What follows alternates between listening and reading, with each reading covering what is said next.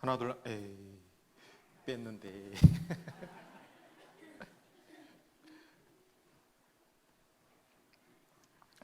어제 제가 부탁을 드렸었죠. 아, 어떤 부탁을 드렸던가요? 다들 기도하고 오셨습니까? 예.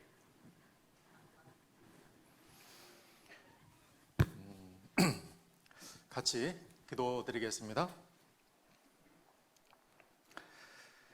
우주와 그 가운데 만유를 창조하시고 하나님 형상대로 사람을 지으신 하나님 아버지, 하나님의 살아계심이 분명할짐에도 저희는 살아계신 하나님을 알지 못하고 세상을 살아왔습니다. 뿐만 아니라 제 가운데 나서 제 가운데 살면서 죽음 건너편에 그 영원한 지옥 심판도 알지 못하던 자들이었습니다. 그런 저희들에게 성경을 통해서 많은 증거를 통해서 살아계신 하나님을 알게 하실 뿐 아니라 하나님 안에 저희의 비참한 신분과 운명도 알게 해주셔서 하나님 앞에 마음으로 무릎을 꿇고 회개하는 심령으로 인도해 주심을 진심으로 감사를 드립니다. 오늘 하나님 앞에 기도하는 각 사람의 영혼을 긍휼히 여기시고 도와주셔서 모든 사람이 다 제 용서함을 받아 구원함을 얻을 수 있도록 하나님 아버지 도와주시옵소서. 저희 가운데 성령님 두루 역사해 주시기를 간절히 바라고 원합니다. 모든 시종을 오직 아버지 하나님께만 부탁을 드리며 예수님의 이름으로 감사하며 기도드립니다. 아멘. 같이 시작하는 말씀으로 이사야 59장입니다. 이사야 59장 1절 2절 말씀입니다. 이사야 59장 1절 2절입니다. 찾으셨으면 또 앞에 화면에 있으니까요. 같이 읽겠습니다. 여호와의 손이 짧아 구원치 못하심도 아니요 귀가 둔하여 듣지 못하심도 아니라 오직 너희 지악이 너희와 너희 하나님 사이를 내었고 너희 죄가 그 얼굴을 가리워서 너희를 듣지 않으시게 함이니. 성경을 배우면 많은 증거로 말미암아 이제 하나님의 살아계심을 알 수 있습니다. 뿐만 아니라 하나님이 살아계시면 그 하나님의 역사를 대적하는 사단마귀도 살아 있는데요. 그 사단마귀가 기뻐하는 시간이 다음에 시간이 나면 이 시간을 이 사단마귀는 기뻐합니다. 하나님께서 기뻐하시는 시간은 이번에 또 시간을 내서 이런 것 있잖아요. 그래서 담임 목사님께서 말씀해 주신 것처럼 한 주간 성경을 배운다라는 것이 결코 쉽지 않습니다. 시간을 내지 않으면, 마음 먹지 아니하면 끝까지 배울 수가 없거든요. 그래서 이번에 시간 내서 이렇게 귀한 마음으로 계속해서 말씀을 듣고 있는 여러분들을 하나님께서 너무나 귀하게 보실 겁니다. 뿐만 아니라 그 하나님은 항상 이제라도의 마음을 원하십니다. 혹행여나 저녁에 기도를 못하셨다 할지라도 오늘 기도하는 마음으로 말씀을 들으신다라고 그러면 항상 하나님은 그렇게 하나님을 찾는 자들에게 은혜를 베푸시는 분이시기 때문에요. 계속 첫날부터 마음에 대해서 조금 말씀을 드렸잖아요. 그래서 오늘은 하나님 앞에 기도하는 심령으로, 기도는 어렵지 않습니다. 하나님, 이번에 내가 구원받을 수 있도록 도와주십시오. 저 좀 불쌍히 여겨주십시오. 이런 마음으로 말씀을 들으시면 좋겠다 싶습니다. 자, 이렇게 기도하는 손이 가장 능력 있는 손이다라고 합니다. 사람의 손이 대단한 것 같지만 얼마나 인생은 연약하고 무능한지 몰라요. 특별히 우리의 죄 문제와 관련해 가지고 죽음의 문제와 관련해 가지고 너무너무 연약한 존재입니다. 그 연약한 존재가 정말 큰 도움의 손길을 받을 수 있는 방법은 하나님 앞에 간구하는 것, 기도하는 것, 가장 능력 있는 손입니다. 읽었던 말씀인데 여호와의 손이 짧아 구원치 못하심도 아니요 귀가 둔하여 듣지 못하심도 아니라 오직 너희 지각이 너희와 너희 하나님 사이를 내었고 너희 죄가 그 얼굴을 가리워서 너희를 듣지 않으시게 함이니 라고 했는데요. 하나님의 소원은 디모데전서 2장 4절에 보면 하나님은 모든 사람이 구원을 받으며 진리를 아는 데 이르기를 원하시느니라.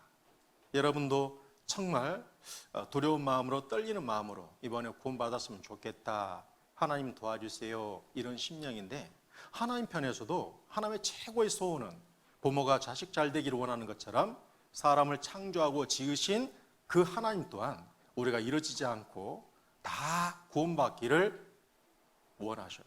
그게 하나님의 소원입니다. 그런데 왜 우리가 그 하나님의 소원대로 바람대로 천국에 가지 못하고 하나님의 심판을 받을 수밖에 없냐면 하나님과 우리 사이에 죄가 가로막고 있기 때문에 그래요. 너희 죄가 너에게 오는 좋은 것을 막았느니라. 모든 사람이 죄를 범하였음에 하나님의 영광에 이르지 못했다는 말씀처럼 하나님과 나 사이에 죄가 가로막고 있는 거야. 우리는 죄인으로 태어나서 어제 말씀을 잘 들으셨으면 하나님 앞에도 많은 죄가 있고 사람과 사람 사이에도 이렇게 많은 죄가 있었구나. 그리고 그 하나님은 거룩하신 하나님이시기 때문에 어떤 죄도 용납하실 수 없어요. 그러니까 하나님은 하나님이 되시는 거죠. 사람은 작은 죄를 용납할 수 있다고 생각을 해요. 사람이 그런 죄도 범하지 않고 살 수 있냐? 그런 죄 범할 수 있는 것이지 라고 생각할 수 있지만 하나님이 그런 분이시면 우리는 하나님을 인정할 수 없잖아요. 하나님의 거룩은 완벽한 거룩이셔야만 하나님이 되셔요. 그래서 이 죄덩어리인 우리가 하나님 앞에 나아가지를 못하는 겁니다. 그래서 구원을 사람 스스로는 이 죄 문제를 해결할 수 없어요. 사람 스스로는 그래서 구원을 받을 수 없습니다. 이 마태복음 19장 25절 26절인데요. 제가 읽겠습니다. 제자들이 있고 심히 놀라 가로되 그런즉 누가 구원을 얻을 수 있으리까? 26절은 같이 읽겠습니다. 예수께서 저희를 보시며 가라사대 사람으로서는 할 수 없으되 하나님으로서는 다 할 수 있느니라. 자, 올라가지 마라 그러면 꼭 올라가는 애들이 있어요, 없어요? 있단 말이에요.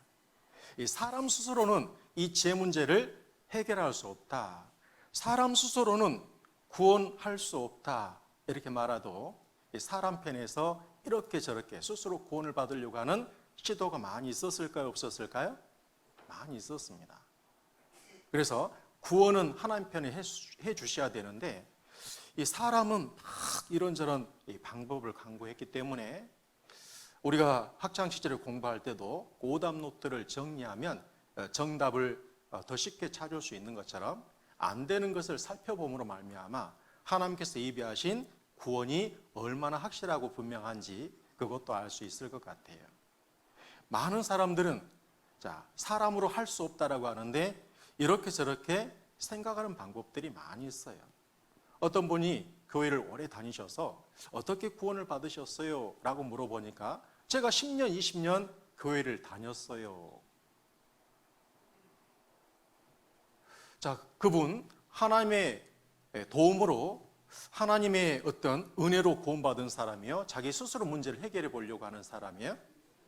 사람 스스로 해결해 보려고 했습니다. 얼마나 엉터리 같아요. 교회를 10년 다닌다고? 20년 다닌다고? 아니 몇 번 나가면 죄가 해결될 수 있다는 말입니까? 그런 엉터리가 또 어디 있어요?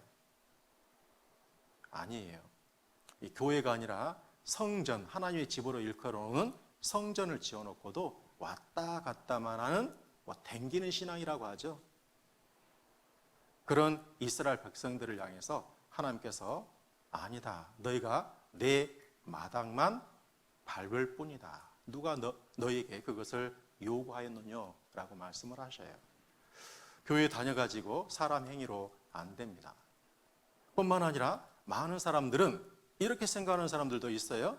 자, 죽음 건너편에 좋은 세상 천국이 있다라고 그러면 땅에서 어떻게 살아야 간다? 열의 일곱이 이렇게 생각을 한답니다. 종교 안 믿어도 어떤 사람이 천국 간다고요? 선한 사람이 천국 간다. 그러나 하나님 보실 때 선한 사람이 있습니까? 없습니까? 없어요.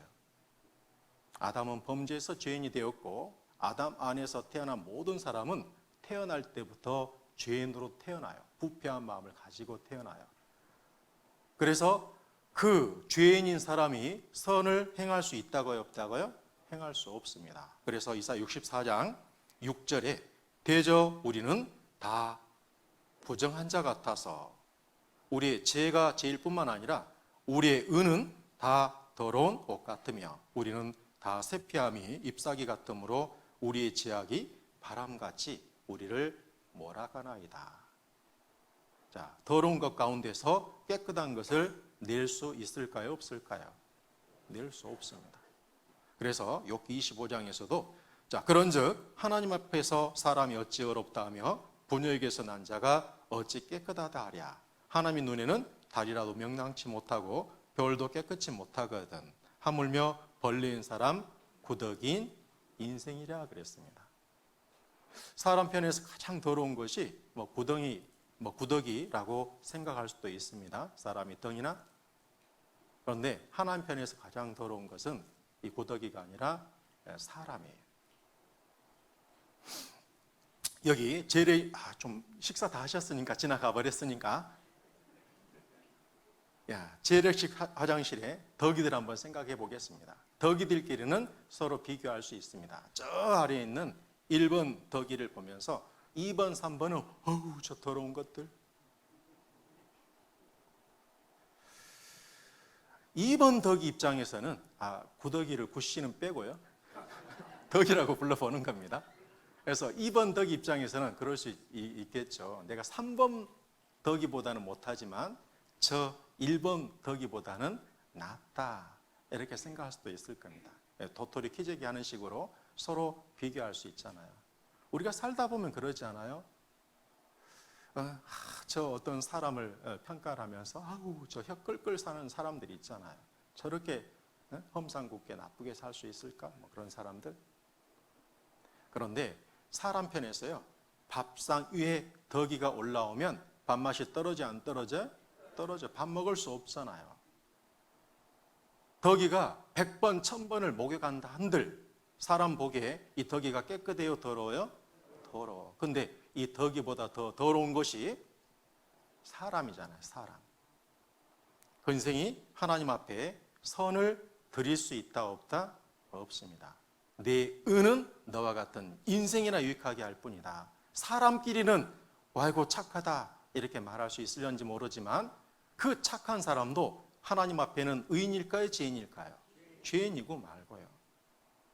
사람끼리 정도의 차만 있을 뿐입니다. 그래서 선행을 가지고도 말은 옳지만 하나님 앞에 서서 천국 갈 수 있는 사람은 없다고요. 다 죄인이니까 안 됩니다.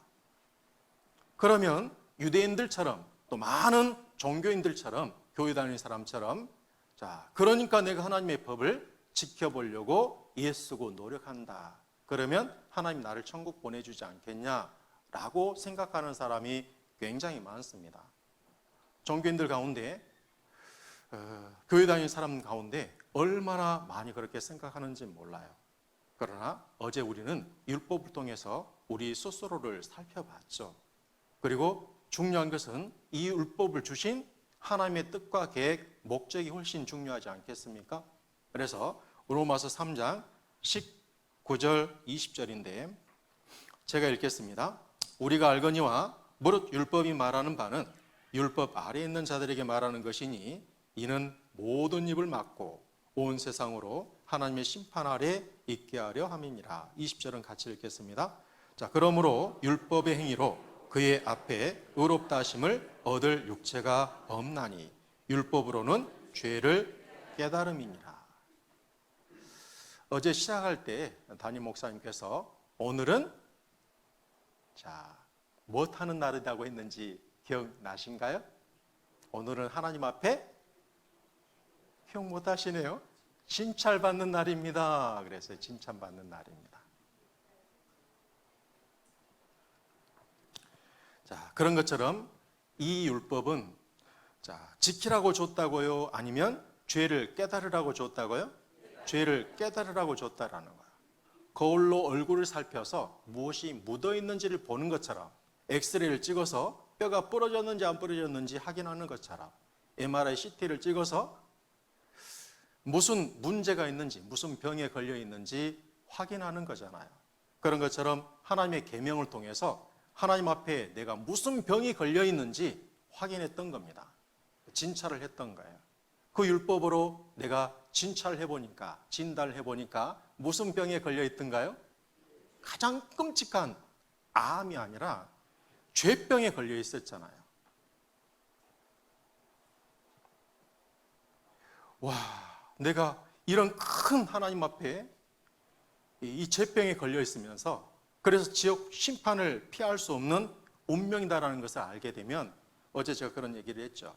큰 병에 걸린 사람은 서울대 병원 가가지고 진찰을 했는데, 전남대 병원 가가지고 진찰을 했는데 내가 암 말기래요. 그러면 밥맛이 있어요? 없어요?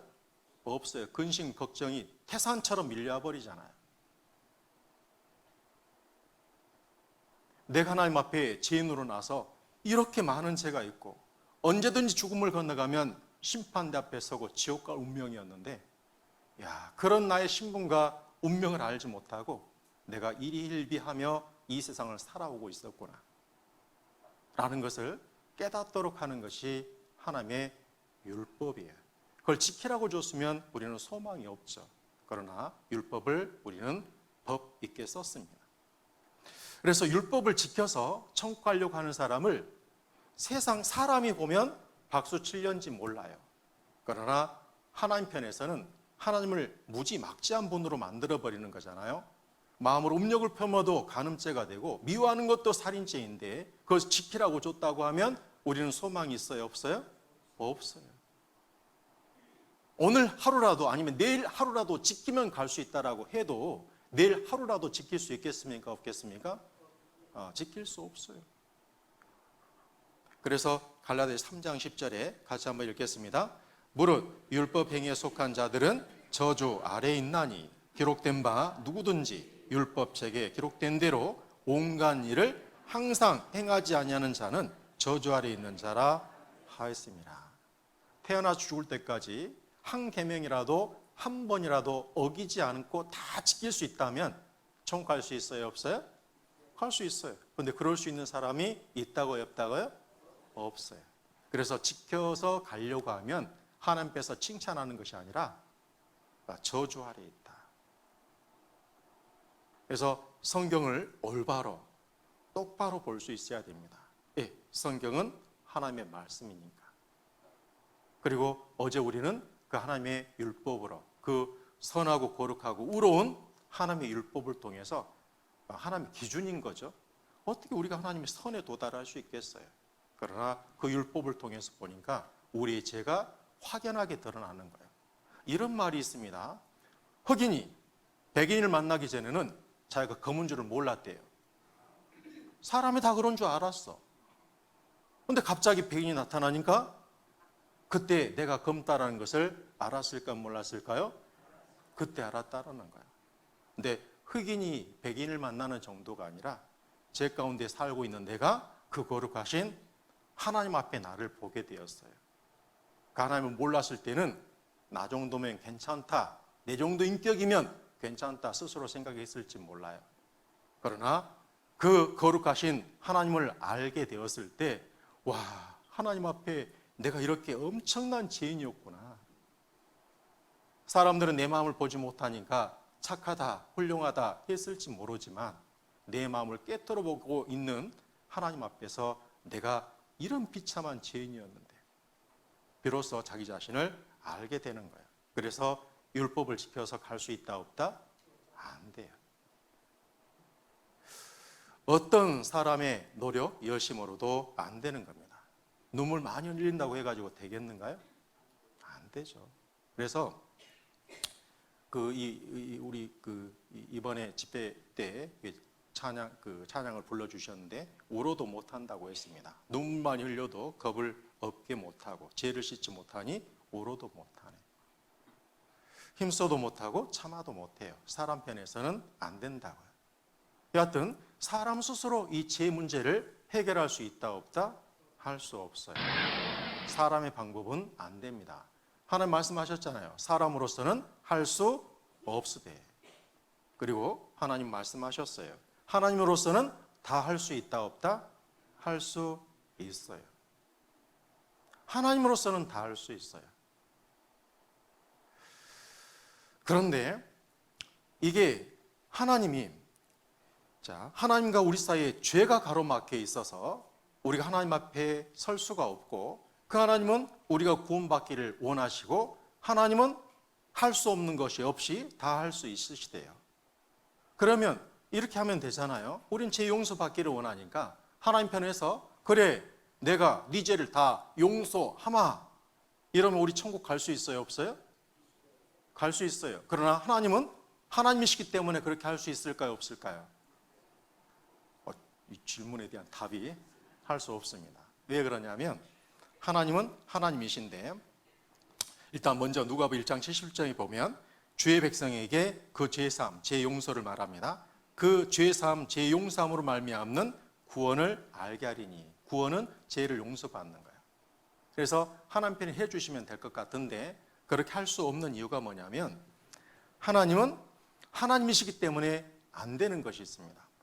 성경에 보면 하나님의 여러 가지 속성이 있는데 크게 두 가지 대별되는 속성으로 하나님을 말씀할 수 있어요. 하나님은 공의 하나님입니다. 거룩하신 하나님이다라는 거예요. 그 하나님의 공의는 완벽한 심판으로 그 하나님의 공의가 나타납니다. 어떠한 호리만한 죄만 있어도 결코 하나님의 심판을 통과할 수 없어요. 호리만한 죄만 있어도 지옥 심판을 받을 수밖에 없습니다. 그런데 그 하나님은 또 완벽한 사랑의 하나님이에요. 그 사랑의 하나님은 어떠한 죄인이라도 그 죄를 용서받고 구원받아 천국 가기를 원하셔요. 그래서 하나님은 이 사랑 때문에 공의를 포기할 수 없고 이 공의로 말미암아 하나님의 사랑도 잃지 않으시는 분이셔요. 하나님의 공의도 100이고 하나님의 사랑도 100이에요. 그래서 그 구원이 우리가 생각하는 것처럼 쉽지 않습니다. 이 사진이 무슨 사진이냐면 인터넷상에 개망신이라고 올라온 사진입니다. 이 개망신. 어떠다가 이렇게 고개가 들어갔는지 모르겠지만 쭉 내밀었는데 이게 실제 사진이다니까 연출이 아닙니다. 그럼 이게 어떻게 해야 될까요? 나오자니 뼈가 으스러지게 생겼고 들어가자니 목이 빠지게 생겼네. 자, 2잔이 못 쓰고 10잔이 깨지고 어떻게 해야 될까요? 이런 상황들을 흔히 이제 딜레마다라고 그러죠. 이러지도 못하고 저러지도 못하고. 하나님도 딜레마에 빠졌습니다. 공의를 선택하자니 모든 하나님께 사랑의 짝으로 지었던 그 모든 인생이 지옥 가게 생긴 거예요. 그 하나님이 사랑을 선택하자니 하나님 나라가 될 수도 없고 하나님이 하나님이 되실 수도 없어. 한 나라의 법이 무너지면 누가 그 나라의 임금으로 왕으로 인정할 수 있겠습니까? 법의 근간이 무너지면 그 나라는 올바로 설 수 없어요. 땅에서도 그러할진데 하나님 나라가 법이 무너진다라고 하면 하나님도 하나님 되실 수 없고 하나님 나라도 하나님 나라가 될 수가 없는 거죠. 그래서 간단한 이 구원이 하나님 편에서 엄청 어려운 구원이 되는 거예요. 그러나 하나님으로서는 다 할 수 있다고 없다고요? 할 수 있다고요. 그리고 하나님의 살아계심을 증거하는 이스라엘 백성이지만 그 이스라엘 백성에게 어떻게 하면 이 어려운 문제를 해결하고 하나님이 우리를 구원하실 수 있는지도 설명을 해 주셨을까 안 해 주셨을까요? 설명을 해 주셨습니다. 모형으로. 그 모형이 뭐냐면 제사법이고 대속법이에요. 여기 보면 모형을 주셨는데, 자, 광야에 생활을 할 때 그들은 성막을 지었고 이스라엘 땅에 들어가서 살 때는 성전을 주셨는데, 성막에서든지 성전에서든지 하나님이 이스라엘 백성들이 자기 죄를 깨달으면 흠없는 짐승을 한 마리 데려오게 했습니다. 여기 이제 지었던 죄들을 쫙 이렇게 스스로 이제 자기 죄를 깨달으면 짐승을 한 마리 데려왔습니다. 뭐 송아지를 데려오기도 하고 양을 데려오기도 하고 염소를 데려오기도 하고, 가장 일반적이었던 것은 양이에요. 그래서 흠 없는 양입니다. 흠이 없다라는 것은 어디가 부러진 것도 안 돼요. 눈 하나 없는 거 안 돼요. 병 걸린 거 안 돼요. 여하튼 흠 없는 짐승을 한 마리 데려옵니다. 이런 양을 데려와서 안수를 해요. 안수를 할 때 이제 그림이 나와 있는데, 안수를 한다라는 것은 이렇게 옮긴다, 전가한다, 이런 의미가 있습니다. 사람이 자기의 죄를 깨달았으니까 사람의 색깔이 무슨 색인가요? 검정색으로 표시를 했습니다. 자, 흠없는 짐승을 데려왔기 때문에 짐승은 하얀색으로 표시를 했어요. 그런데 사람의 죄를 짐승에게 옮기면 사람 색은 이제 무슨 색이 될 것 같아요? 하얀색, 짐승은 검정색. 이 안수의 의미는 그런 겁니다. 이 사람의 죄를 짐승이 대신 가져갔어요. 그리고 이 짐승의 피를 받습니다. 다 받아야 돼요. 이 피를 다 받아서 하나님이 계신다고 생각하는, 하나님은 이 우주의 천지에 충만하신 분이셔요. 어디 건물 속에 갇히시는 분이 아니셔요. 그러나 하나님이 계신다고 만나준다고 약속하는 장소이니까 거기에 계신다고 생각을 하는 거예요. 그래서 하나님이 계시는 장소를 성소라고 하죠. 거룩한 장소라고 하는 겁니다. 그 중간에 커튼이 쳐져 있어요. 그래서 이 성소를 들어가서 이 중간에 커튼을 지나고 들어가면 지성소, 더 성스러운 장소다라는 거죠. 영어로는 most holy place 그럽니다. 거기에 가면 언약궤가 있고 언약궤 뚜껑을 시은자 이렇게 부릅니다. 거기에 이 잡아온 짐승의 피를 뿌려요. 그러면 하나님께서 이스라엘 백성들의 죄를 용서해 주셨습니다. 좋으니까 나중에 나와서 뭐 하고 있어요? 만세 이렇게 하고 있는 거예요. 이 제사를 이스라엘 백성들은 1년에 한 번씩 드렸는데, 한번 생각을 해야 돼요. 왜 도대체 하나님은 피는 무서워 안 무서워요? 약간 사람이 두려움이 생깁니다. 어렸을 때 싸움하다가 아무리 힘이 세도 코피 나버리면 그 친구가 이겨져요? 잉잉 울면서 간단 말이에요. 자, 이 피가 지금도 무슨 이렇게 짐승을 막 잡는다든지 해가지고 피가 낭자하는 것 보면 항해 전화가 걸려옵니다. 그런데 왜 하나님은 징그럽게 피를 받아서 하나님이 계신다고 상상하는 곳에 피를 뿌리게 했을까? 그 이유를 말씀을 하시는데, 이 레위기 성경은 지금부터 3,500년 전의 말씀이거든요. 레위기 17장 11절입니다. 같이 읽겠습니다. 육체의 생명은 피에 있음이라. 내가 이 피를 너에게 주어 단에 뿌려 너희의 생명을 위하여 속하게 하였나니 생명이 피에 있으므로 피가 죄를 속하느니라. 자, 하나님은 생명을 주신 분이시기 때문에, 불어넣으신 분이기 때문에 사람의 생명이 어디 있는지 맨 처음부터 이미 3,500년 전부터 알고 계신 거예요. 이것도 이제 의사들이 이 성경 레위기 말씀을 읽으면 놀랄 대목들이 굉장히 많습니다.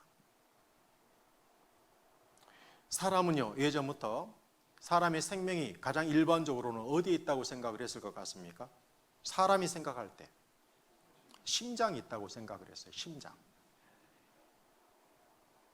그죠? 심장이 멈추면 사람이 죽으니까.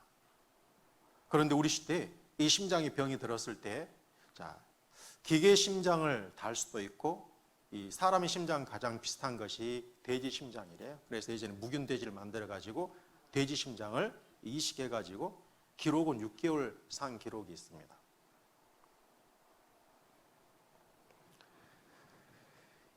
이 심장이 기계로 대체가 돼도 사람이 살 수 있잖아요. 그러니까 심장에 사람의 생명이 들어있는 것은 아니에요. 그리고 또 사람은 이 머리가 이 머리에 머리가 사람의 생명을 이렇게 생명이 들어있다고 생각한 적도 있거든요. 근데 이제 뇌라는 것이 산소를 가장 많이 소비했어요. 자, 물에 빠진다든지 산소 공급이 안 되면 뇌세포가 다 죽어요, 안 죽어요? 죽어요. 그래도 사람은 살 수 있어요, 없어요? 살아. 그걸 식물인간 이렇게 부르잖아요. 누가 갑자기 식물인간 생각 안 나가지고 야채인간 뭐. 하여튼 뇌세포가 죽어 있는데 생명이 유지가 돼 있어.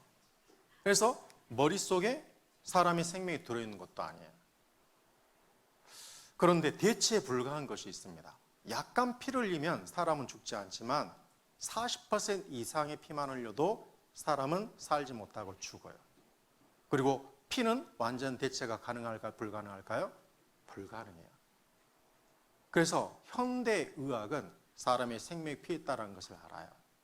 그리고 건강을 체크할 때 그래서 피로써 여러분의 건강 체크해요, 안 해요? 해요. 생명도 피에 들어있고 건강 상태를 피를 통해서 확인할 수 있는 거예요.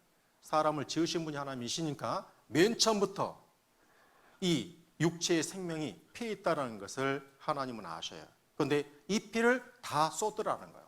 그러면 어떤 의미가 있냐면 이 짐승이 사람의 죄를 대신 짊어졌는데 100% 그 짐승이 죽었다 안 죽었다? 죽었다라는 거예요. 피를 다 쏟았다라는 것은 죄값을 다 치렀다라는 의미입니다. 그래서 피 흘림이 없은즉 사함이 없느니라. 죄의 삭은 사망이 있기 때문에 사형이라고 해요. 사형. 죄가 너무너무 크고 무서운 거예요, 하나님 앞에는.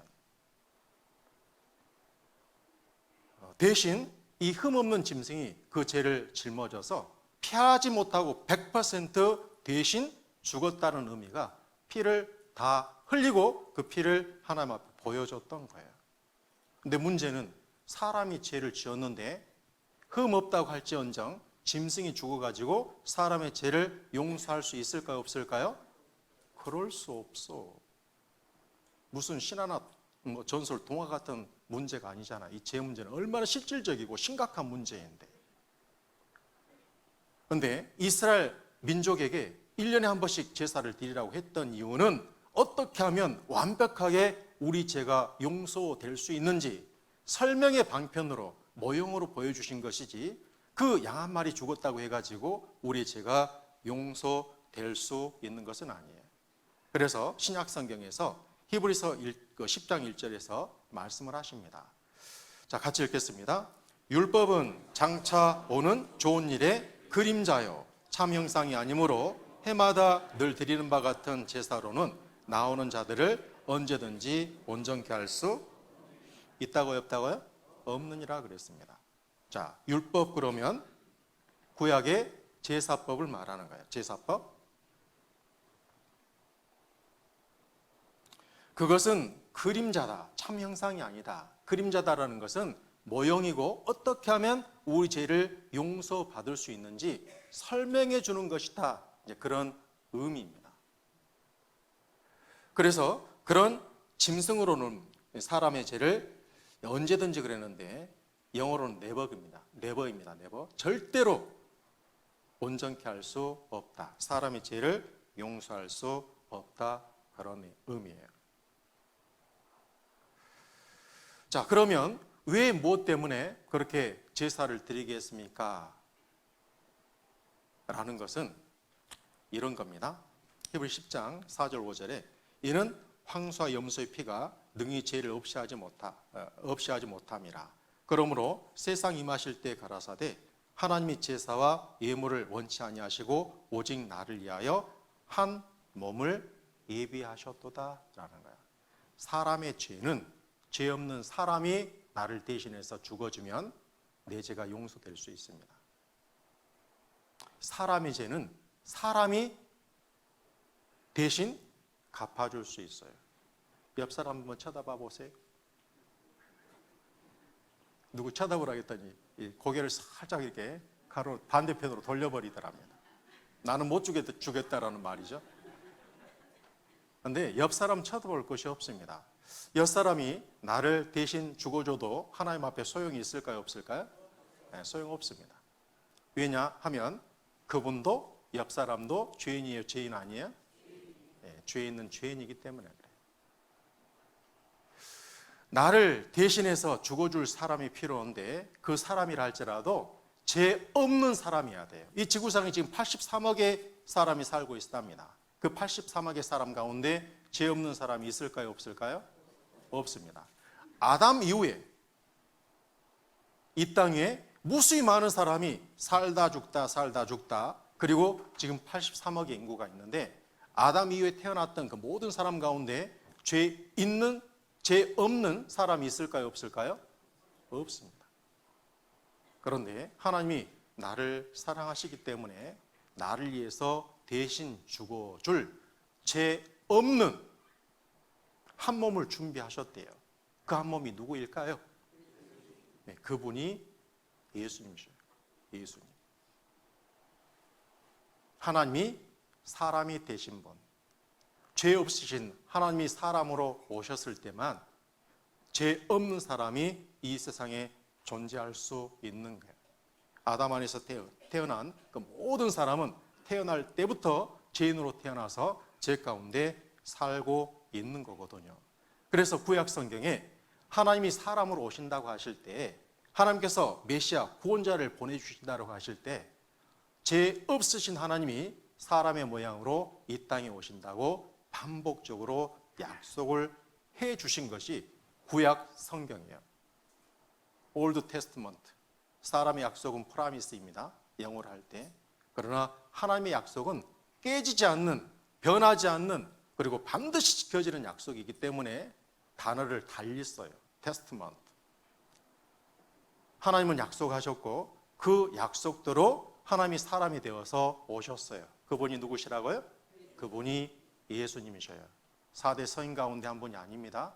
예수님은 하나님이 사람이 되신 분이셔요.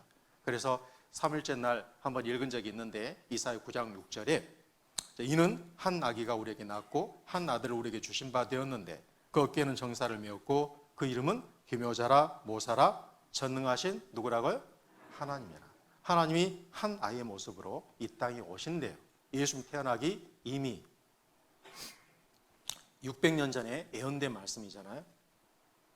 이사야 7장 14절에도 같이 한번 읽겠습니다. 그러므로 주께서 친히 징조로 너에게 주실 것이라. 보라, 처녀가 잉태하여 아들을 낳을 것이요 그 이름을 임마누엘이라 하리라. 자, 예수님의 이름은 알고 있는 것처럼 여러 가지 이름이 있지만 이사야 이제 9장 6절에서는 5가지로 예수님의 이름을 말씀을 하셨거든요. 그 이름은 그 이름의 이 사람의 존재 자체예요. 그리고 그 이름을 통해서 그분이 누구신지 알려주는 거죠. 자, 예수님은 크게 대별되는 2가지 이름이 있는데 임마누엘과 예수님이라는 이름이 있어요.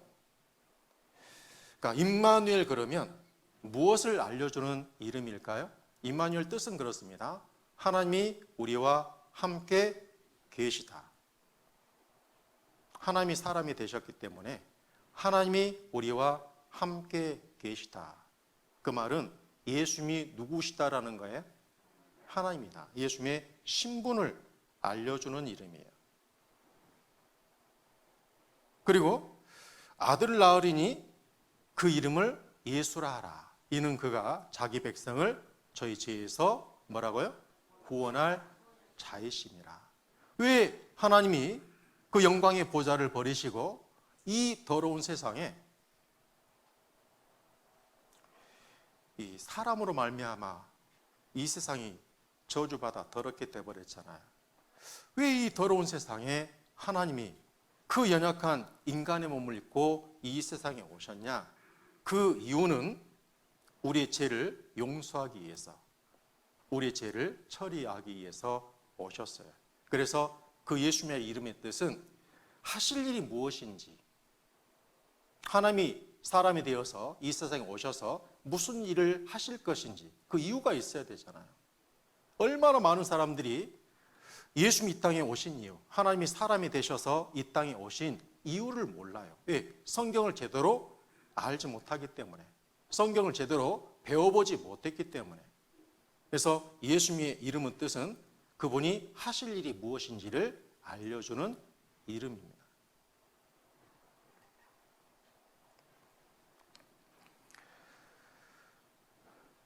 그리고 신약 성경에서도 말씀을 하십니다. 사도 바울이 미쁘다 모든 사람이 받을 만한 이 말이여 그리스도 예수께서 죄인을 구원하시려고 세상에 임하셨다 하였도다. 죄인 중에 내가 괴수니라.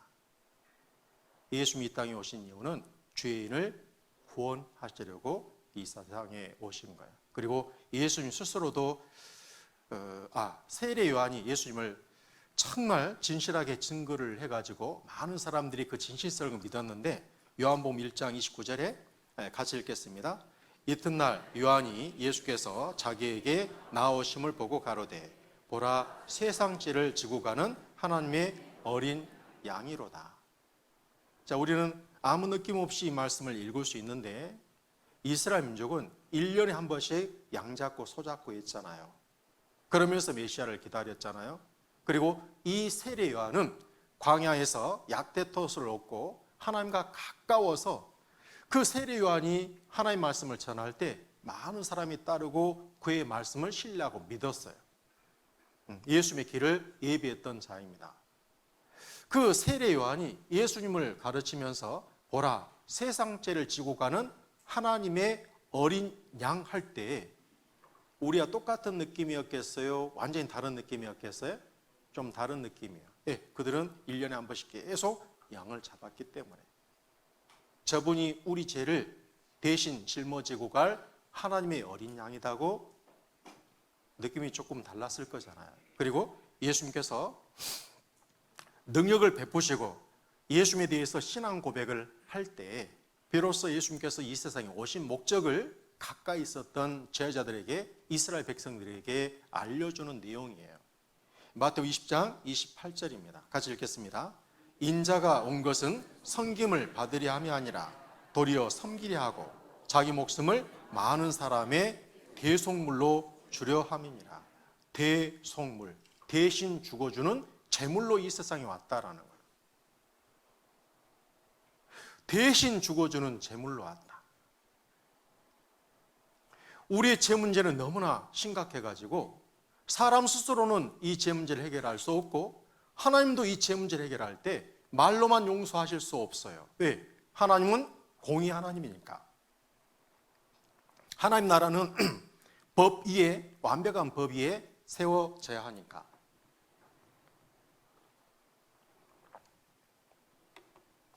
그래서 성경에 말씀하셨어요. 나를 지으신 하나님이 나를 끔찍이 사랑하셨으니까 나를 구원하기 위해서 이 세상에 사람의 모양으로 오시겠다고. 오셔서도 그냥 용서하실 수 있는 것이 아니라 그 죄값을 스스로 감당하셔야만 돼요. 죄삭은 사망이니까.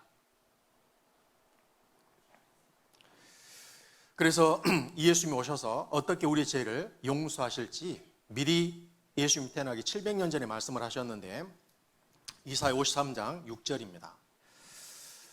제가 읽겠습니다. 우리는 다 양 같아서 그릇 행하여 각기 제 길로 갔거늘 여호와께서는 우리 무리의 죄악을 그에게 담당시키셨도다.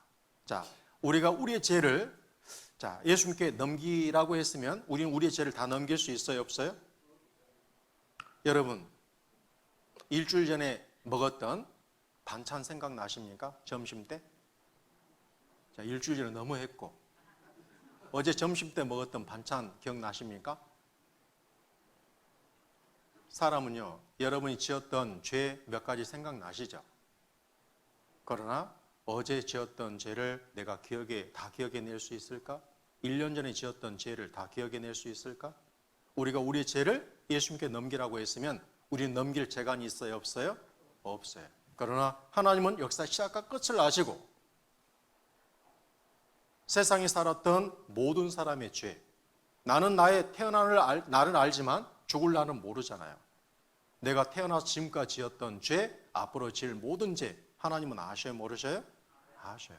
그래서 하나님께서 우리의 모든 죄를 예수님께 넘기셨어요.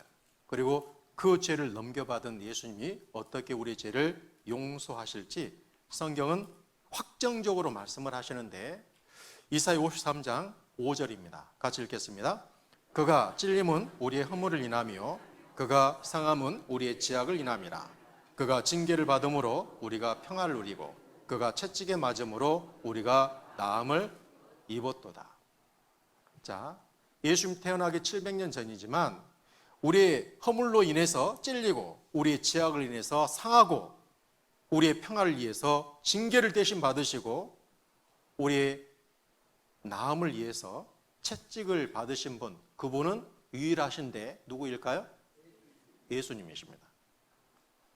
그래서 여기 그를 예수님이라고 이렇게 읽을 수 있을 거고, 자, 우리 속에 내가 들어가야 안 들어가요? 자, 우리나라 사람 다 모여라. 그럼 외국 나가서 여러분 모일랍니까? 안 모일랍니까? 모여야 되죠.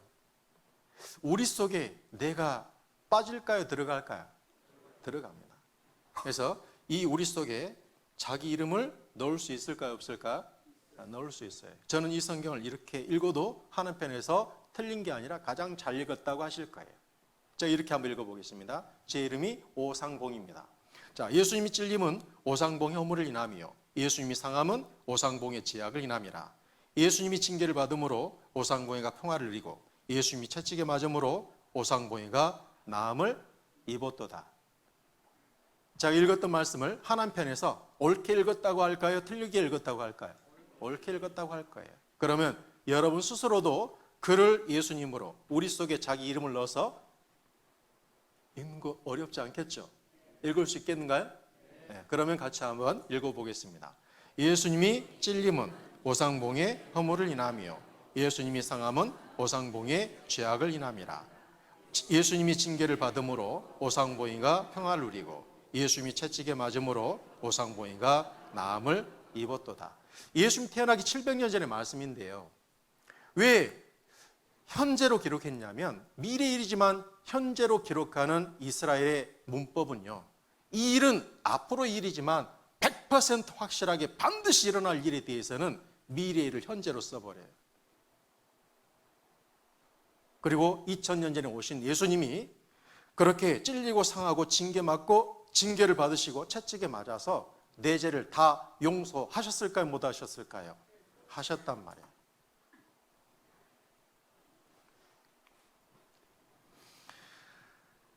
예수님은 이 십자가를 지시기 전에 겟세마네 동산에서 땀이 핏방울이 되도록 간절히 기도를 하셨는데요. 2013년 성지순례를 갔을 때 이 겟세마네 동산, 그러면 겟세마네가 기름 짜는 뜰입니다. 올리브 기름 짜는 틀을 말하는 거거든요. 올리브 기름을 어떻게 따냐면 열매를, 요즘에는 이 올리브를 우리나라에서 이렇게 마트 같은 데서 팔고 하더라고요. 그래서 올리브 다 아시죠? 형제님들은 모른가? 이제 그때 저도 이 성지순례 가서 올리브를 처음으로 봐갔어요. 이제 올리브를 소금에 식초에 절이거든요. 그래서 이제 올리브 그러니까 다른 목사님들 두고 막 접시에 여러 종류가 있어요. 뭐 약간 그 파란색도 있고 막 갈색도 있고 보라색도 있고 그러는데 종류대로 접시 많이 가져왔더라고. 먹었는데 먹었을까 못 먹었을까요? 못 먹겠더라고 이게. 그분들은 맛있게 잘 먹던데 한 개를 먹었다가 하여튼 처음 먹어본 음식 하여튼 올리브를 이렇게 이제 이렇게 짐승이 이렇게 돌리겠죠. 으깬 것을 자루에 담아서 이렇게 확 눌러요. 그러면 그 올리브 기름이 짜지는 겁니다. 이 기름 짜는 틀이 있었던 곳이 겟세마네 동산이에요. 그 겟세마네 동산에서 거기에 있는 예수님의 부조인데 땀이 핏방울이 되도록 간절히 기도하셨어요. 그 기도의 내용이 뭐냐면 성경에서 말씀하는 기도의 내용은 그래요. 할만하시거든 이 잔을 내게서 옮겨옵소서. 이 잔은 그 십자가의 잔을 말하는 겁니다. 이 십자가 형벌이 너무너무 끔찍하거든요. 할만하시거든 내가 그렇게 고난당하지 않고 피 흘리지 않고 사람을 구원할 수 있는 방법이 있다라고 그러면 그렇게 하자라는 거야. 그러나 예수님께서 내 대신 피 흘리고 고난당하지 않으면 우리의 죄값은 치러져야 안 치러져요? 치러지지 않아. 구원받을 수 있는 방법이 없습니다. 그래서 하나님은 그 고통을, 그 고난을 다 하셨지만 또 하나님 앞에 간절히 기도하기를 내 온대로 마옵시고 아버지 원대로 하옵소서 라고 기도하시고 비아 돌로로사, 이 슬픔의 길이다라는 뜻인데요, 그 십자가의 길을 묵묵히 걸어가셨어요. 이스라엘은 십자가 형벌을 받으면요, 그 채찍이, 물론 요즘도 태형이 있으면 너무너무 사람이 더럽고 고통스럽습니다. 정신적으로 문제가 생겨요. 현재 태형도 그러지만 이스라엘 땅에 있었던 그 태형은 훨씬 더 끔찍해요. 그 채찍의 끝에 짐승뼈가 달려있기도 하고 이 납덩이가 달려있기도 하고 쇠구슬이 달려있기도 해요. 그래서 그 채찍을 받으면 살이 다 찢겨 나갑니다. 그리고 그 채찍을 받으면 그 구슬에 의해서 상체가 더 확 벌어져 버려요. 그래서 뼈가 드러나기도 하고 창자가 바깥으로 삐져나오기도 하고, 이 십자가 형벌이, 이 태형이 얼마나 끔찍한지 몰라요. 그 채찍을 연약한 예수님의 몸으로 다 받으셨어요. 그리고 머리에 가시 면류관을 쓰셨는데, 우리나라 아카시아 나무는 이게 아카시아 나무 종류입니다. 미국산 아카시아 나무인데 이 중동의 아카시아 나무는 이게 이제 씨앗 나무입니다. 너무너무 건조한 땅이니까 훨씬 더 가시가 날카롭고 훨씬 더 단단해요. 이 나무에 새들이 왔다가 이 가시에 찔려가지고 죽은 새가 있다 정도로 얼마나 날카로운지 몰라요. 성지순례 갔을 때 풀도 그 땅에서는 너무너무 딱딱하더라고. 건조한 땅이니까 그래요. 이 날카로운 가시로 면류관을 만들어서 예수 머리에 푹 눌렀습니다. 머리에서 많은 피가 흘렀겠지요. 그리고 이 무거운 십자가를 지고 골고다 언덕을 오르시고 그 길을 오르실 때 사람들이 예수 얼굴에 침을 뱉은 거예요. 그리고 손바닥과 주먹으로 갈대로 예수님을 때렸습니다. 얼마나 마음이 무너졌을까. 하나님은 사람을 사랑하시고 그들의 죄 때문에 이 땅에 오셔서 그렇게 간절히 기도하지 않았으면 이 사람들의 이 행동들을 받아내지 못했을지 몰라요. 그러나 내 온대로 마옵시고 아버지 온대로 하옵소서라고 기도했을 뿐만 아니라 아버지 저들을 용서해 주십시오. 저들은 자기들 하는 것을 알지 못하고 행한다고. 그리고 예수님의 양손과 양발에 못을 박았습니다. 15cm가 넘는 대못이에요. 예수님은 오전 9시에 십자가에 달리시고 오후 3시에 돌아가셨으니까 6시간 동안 십자가에 달리셨습니다. 세계 모제 의지에서, 자, 그 말은 6시간 동안 십자가에서 호흡을 하셨다라는 건데, 숨을 들어 마시면 몸이 약간 올라갔을 거예요. 숨을 내뱉으면 몸이 약간 처졌겠지요. 그래서 양손과 양발에서는 지혈되지 못하고 계속해서 피가 흘렀을 뿐만 아니라 사람은요, 너무 아프고 힘들고 그러면 기절해서 이렇게 이 의식을 잃어버릴 수도 있는데, 한번 생각해 보셔요. 신경이 지나가는 곳입니다. 숨을 쉴 때마다 얼마나 큰 고통으로 이렇게 깨어서 감당할 수밖에 없었을 거예요. 6시간 동안 십자가에서 호흡을 하셨습니다. 그리고 마지막에 옆구리에 창을 받으셔서 성경은 말씀하시기를 모든 물과 피를 다 쏟았다. 못질 아픔보다 현대의학이 말하기를 호흡곤란, 고통 극심했을 것이다 라고 했습니다. 채찔로 살 찢기고 손 발목에 못 박혀 출혈로 인한 쇼크, 산소 부족. 산소 부족이요. 이 예수님께서 이 십자가에서 내가 목마르다 했는데 물이 부족해서 느끼는 갈증하고 피가 부족해서 느끼는 갈증이 다르는데, 그래서 정말 타는 듯한 고통을 느꼈을 거고, 자, 제자의 배신 등 정신적 고통 더 커 그랬는데, 제자의 배신의 문제가 아니라 이 세상 사람들이 왜 예수님께서 그 고통을 당하시고 피를 흘리신지 알지 못하잖아요. 그래서 그 얼굴에 침을 뱉고 손바닥으로 주먹으로 갈대로 때릴 때 아마 육신적 고통도 심했겠지만 마음의 고통은 훨씬 더 심했을 겁니다. 그리고 예수님은 십자가에서 구약의 짐승이 피를 다 흘려서 하나님 앞에 그 피를 가지고 나아갔던 것처럼 저 십자가에 의해서 피 한 방울 남기지 않고 다 흘려주신 거예요. 내 죄 때문에 내 죄 값을 감당하게.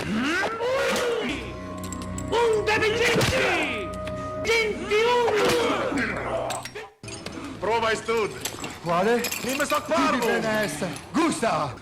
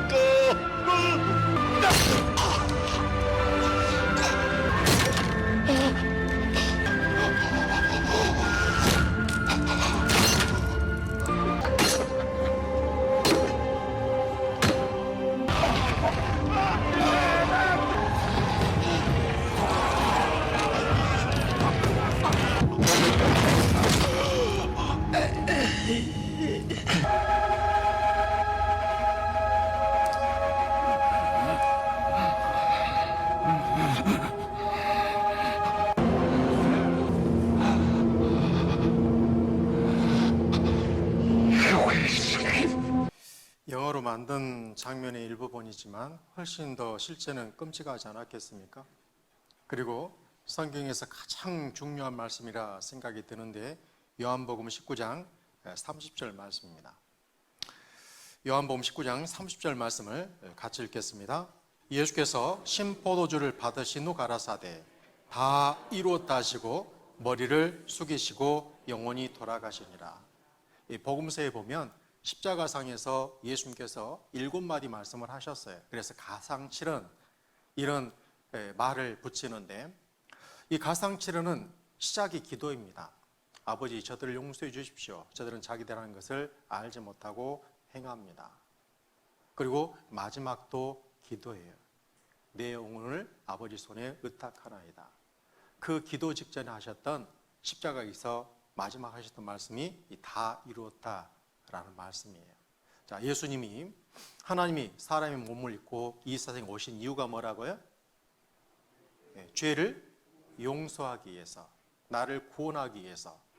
그래서 나를 구원하시는 일, 내 죄를 용서하는 일을 다 이루셨다고 못 이루셨다고요? 다 이루셨다고. 테텔레스타이 그럽니다. 헬라어로. 그 말은 값이 다 지불되었다. 장사하는 사람이 사용했으면. 그래서 우리의 죄값이 예수님이 피값을 다 지불로 말미암아 그 죄값이 다 지불됐어요? 안 됐어요? 다 지불된 거예요. 죄를 용서하러 오셨는데 남긴 게 있을까요? 완벽하게 다 용서하셨을까요? 다 용서하신 거예요. 그래서 영어로는 It is finished, 다 끝내버렸다 라고 번역을 합니다.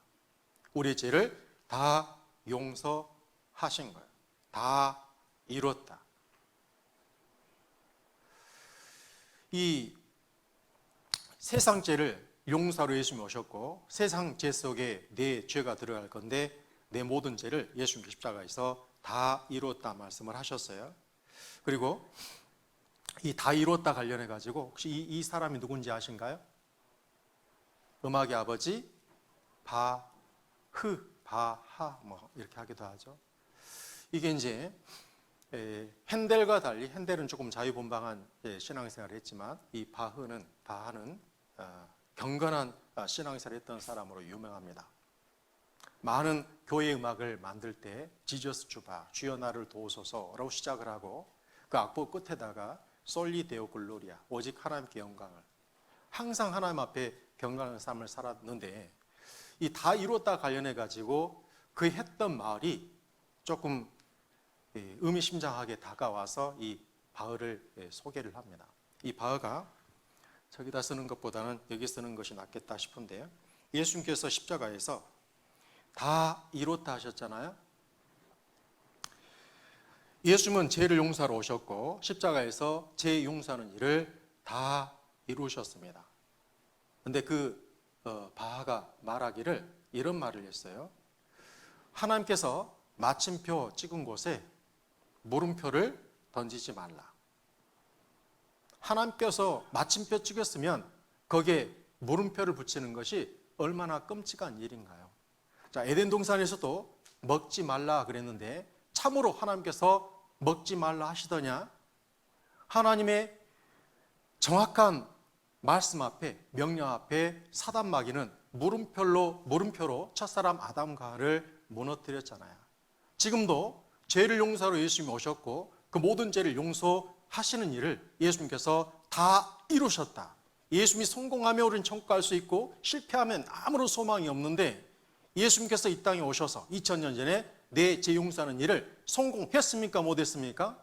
했단 말이에요. 소망 없는 나에게 내 모든 죄를 용서해서 천국 갈 수 있도록 일을 해주시고 다 이루신 거예요.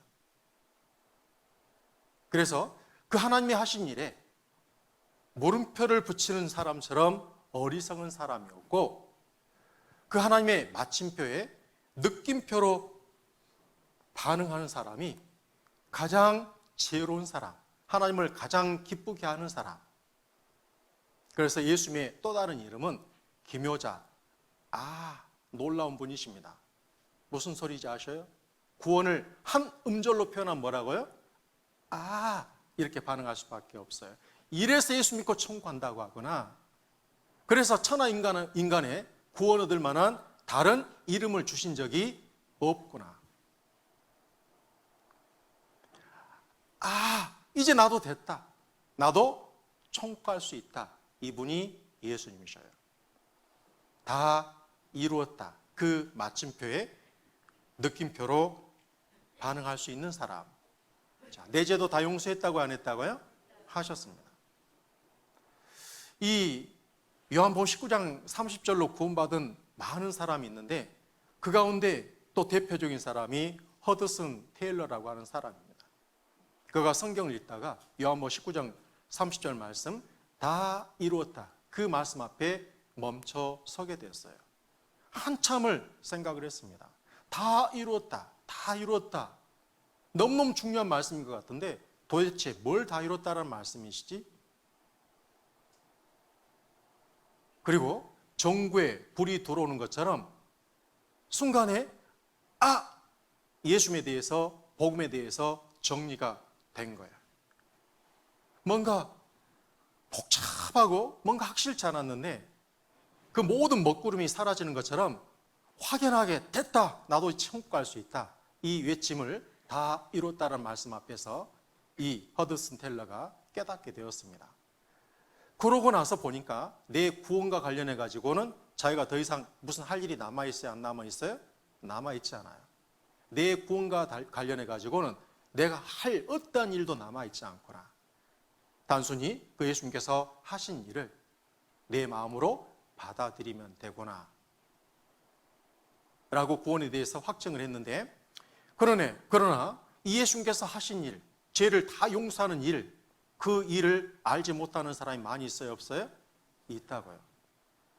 특별히 중국 인구가 그렇게 많은데 하나님에 대해서, 예수님에 대해서 알지 못하니 그들이 지옥으로 가고 있는 거잖아요. 근데 그 사람들한테 이 예수님 하신 일 알려야 되겠다라고 중국으로 뛰어들었어요. 그래서 중국 선교의 아버지라 불리는 사람이 이 허드슨 테일러입니다. 이 허드슨 테일러가 구원받은 말씀이 다 이루었다 이 말씀이에요. 자, 히브리서 9장 12절인데요. 예수님께서 이루신 일이 얼마나 확실하고 분명한지 또 이제 계속해서 성경을 살피면은요 더욱더 또렷하고 분명해질 겁니다. 히브리서 9장 12절입니다. 같이 읽겠습니다. 염소와 송아지의 피로 아니하고 오직 자기 피로 영원한 속죄를 이루사 단번에 성소에 들어가셨느니라. 이 말씀을 통해서도 구원받으신 많은 분들이 계셔요. 자, 염소와 송아지 피로 아니하고 구약 시대에는 염소와 송아지 피로 죄를 용서받으려고 했지만 그것은 온전한 것이 못되고 모형이고 설명해 주는 것이다라고 했습니다. 그것이 아니라 오직 자기 피, 누구 피일까요? 예수의 피죠. 예수의 피로 영원한 속죄, 속죄는 제 용서다라고 했습니다. 제 용서해 주셨다 이게 아니라 영원히 죄를 용서해 주셨다라고 했는데 이걸 조금 더 구체적으로 한번 살펴보도록 하겠습니다. 자, 보라 세상 죄를 지고 가는 하나님의 어린 양이로다. 이 세상에 살고 있는 그 많은 사람들의 죄를 감당하시려고 이 세상에 오셨어요. 아담 이후에 많은 사람이 살고 있고 앞으로도 많은 사람이 살겠죠. 자, 그 모든 사람의 죄를 예수님께서 감당하셨을까요? 안 하셨을까요? 자, 다시요. 인류 역사 시작이 있고 인류 역사의 끝이 있을 겁니다. 지금도 많은 사람이 살고 있고 이제껏 살았던 많은 사람이 있습니다. 앞으로도 태어날 많은 사람이 있겠죠. 그 모든 사람을 하나님은 다 아셔요, 모르셔요? 다 아셔요. 그리고 그 모든 사람의 죄를 또한 하나님의 지혜는 무궁하셔서 하나님을 알지 못하시는 것이 없으셔서 그 모든 사람의 모든 죄를 다 아실까요, 모르실까요?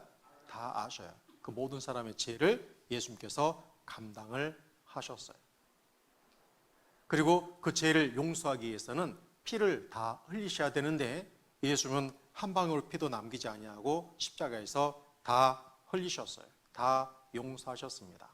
그래서 성경은 분명하게 말씀을 하시는데 히브리서 10장 10절에 이 뜻을 조차 예수 그리스도의 몸을 단번에 들으심으로 말미암아 우리가 거룩함을 얻었노라 그랬습니다. 단번에 라는 의미는 한 번 죽으심으로 말미암아 라는 의미입니다. 예수님은 완벽하게 한 번 죽으심으로 말미암아 모든 죄를 용서하셨기 때문에 다시 죽으실 필요가 있어요, 없어요? 없습니다. 그 죽으심으로 말미암아 우리는 깨끗함을, 거룩함을 얻었다고요. 그래서 또 저희 죄와 저희 불법을 내가 다시 기억지 아니하리라 하셨으니 이것을 사하셨은즉 다시 죄를 위하여 제사 드릴 필요가 있다 없다? 없다고요. 자, 우리는 우리의 지은 죄가 기억나요? 기억 안 나요? 안 나요? 안 나면 검사 받으러 가야 됩니다. 물론 우리가 모든 죄를 다 기억할 수는 없어요. 그러나 기억나는 죄들이 있잖아요. 기억나는 죄들이. 그러나 하나님 편에서는 예수님이 우리의 죄값을 다 지불해 버리셨으니 하나님 편에서 내 죄를 기억하신다고 안 하신다고요? 안 하신다고. 이게 거꾸로 된 사람은 심각합니다. 응? 내가 하나님 앞에 무슨 죄가 있어?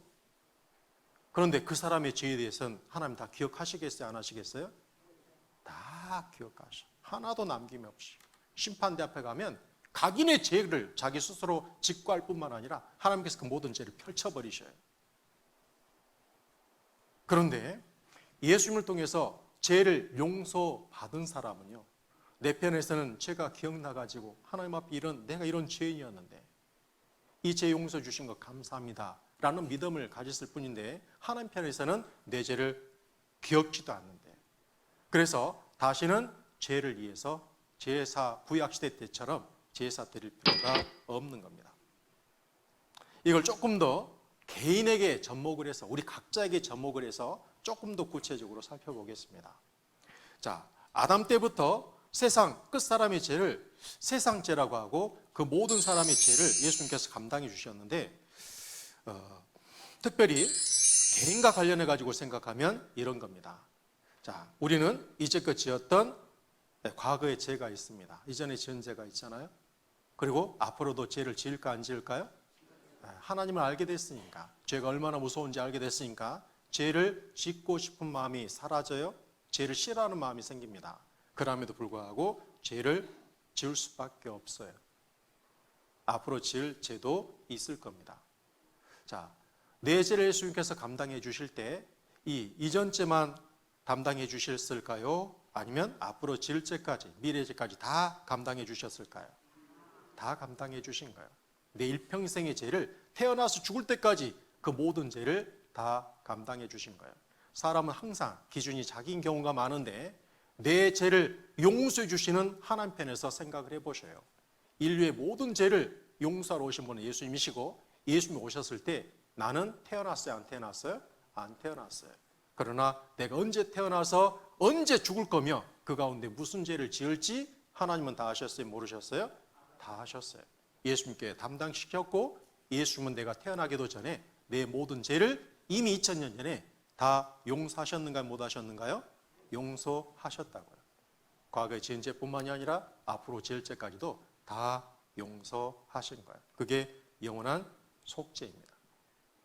영원한 죄 용서예요. 그래서 나의 모든 죄를 깨끗게 해 주셨어요. 그래서 히브리서 1장 3절 같이 한번 읽어보겠습니다. 죄를 정결케 하는 일을 하시고 높은 곳에 계신 위엄의 우편에 앉으셨느니라. 구약의 제사장들은 앉지 못했어요. 해마다 제사를 드려야 되니까. 그러나 예수님의 제사는, 예수님의 죄 용서는 완벽한 죄 용서하니까 더 이상 돌아가실 이유가 없으니까 하나님 우편에 앉아 계시는 거예요. 자기 피로 이룬 영원한 속죄입니다. 첫 사람부터 마지막 사람까지, 그리고 과거에 지은 죄뿐만이 아니라 앞으로 지을 죄까지 다 용서해 주신 것이 영원한 속죄예요. 자, 태어나 죽을 때까지이고 크거나 작거나 생각나거나 잊은 모든 죄예요. 간혹 사람은 항상 자기중심적이다라고 했잖아요. 그래서 이렇게 말하는 경우도 있는 것 같아요. 실질적으로 상담할 때 그런 어르신들을 만나봤습니다. 자기 스스로가 생각할 때 그 죄가 너무 크다라는 거예요. 정말로 그런 큰 죄까지 내가 너무너무 후회되는데, 너무너무 마음에 걸리는데 그런 큰 죄까지 정말 다 용서하셨을까? 자, 죄가 클까요? 하나님의 사랑이 클까요? 사람이 지은 죄 가운데 한번 생각해 보셔요. 하나님을 모르고 예수님을 모르고 예수님 얼굴에 침을 뱉었어요. 손바닥으로 주먹으로 예수님의 뺨을 얼굴을 내리쳤어요. 사람이 지은 죄 가운데 그보다 큰 죄가 있으려고요. 그런데 그 죄를 예수님은 용서하셨습니까? 안 하셨습니까? 용서해 주셨다고요. 사람의 죄가 큰 것이 아니라 예수님의 사랑은 우리가 가늠할 수 없을 정도로 너무너무 큰 사랑이에요. 그리고 어떤 사람은요, 또 그런 사람도 있어요. 나도 가물가물하는데 그런 작은 죄까지 다 용서하셨을까? 이런 사람도 있더라니까요. 그런데 한번 생각해 보셔요. 하늘의 별의 수요를 헤아리신 분이 하나님이셔요. 모래 알갱이에 이름도 아시는 분이시거든요. 이름을 안다라는 것은 그 별의 역사를 안다라는 거예요. 모래알을 다 헤아리신 분이 하나님이신데 모래 하나가 만들어지는 것이 어떤 역사인지 아시죠? 조개 껍데기가 부딪혀가지고 조개 하나가 만들었을 수도 있고, 자, 깨진 돌이 닳고 닳아서 모래 알갱이 하나를 만들었을 수도 있습니다. 그 조개 껍데기가, 그 돌덩이가 몇 번의 파도를 만났는지 우리는 어떻게 알 재간이 없어요. 그러나 하나님은 그 모래 알갱이 하나의 역사도 다 알아요? 몰라요? 아시는 분이 하나님이셔요. 그럴진데 나의 작은 죄를 할지라도 그 모든 죄를 하나님 편에서는 빠뜨리심이 있을까요? 없을까요? 없어요. 어떠한 큰 죄라도, 어떠한 작은 죄라도 빠뜨림이 없이 십자가에서 예수님은 다 용서하셨다고. 그게 영원한 속죄예요. 나의 어리석음으로 하나님의 완벽하심, 예수님의 그 완벽하심에 흠집을 내려고 하지 마셔요. 어떤 사람의 죄도 예수님께서 용서하지 않는, 감당하지 않는 죄는 없어요. 그리고 이 구원을 누구도 빼앗아가지 못합니다. 요한복음 10장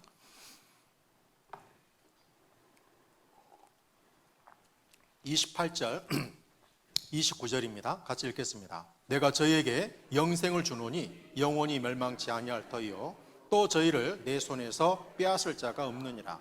저희를 주신 내 아버지는 만유보다 크심에 아무도 아버지 손에서 빼앗을 수 없느니라. 여기 보셔요. 많은 목회자들의 이 서재에 꽂혀 있는 이 교리서가 있는데, 이 교리서에 보면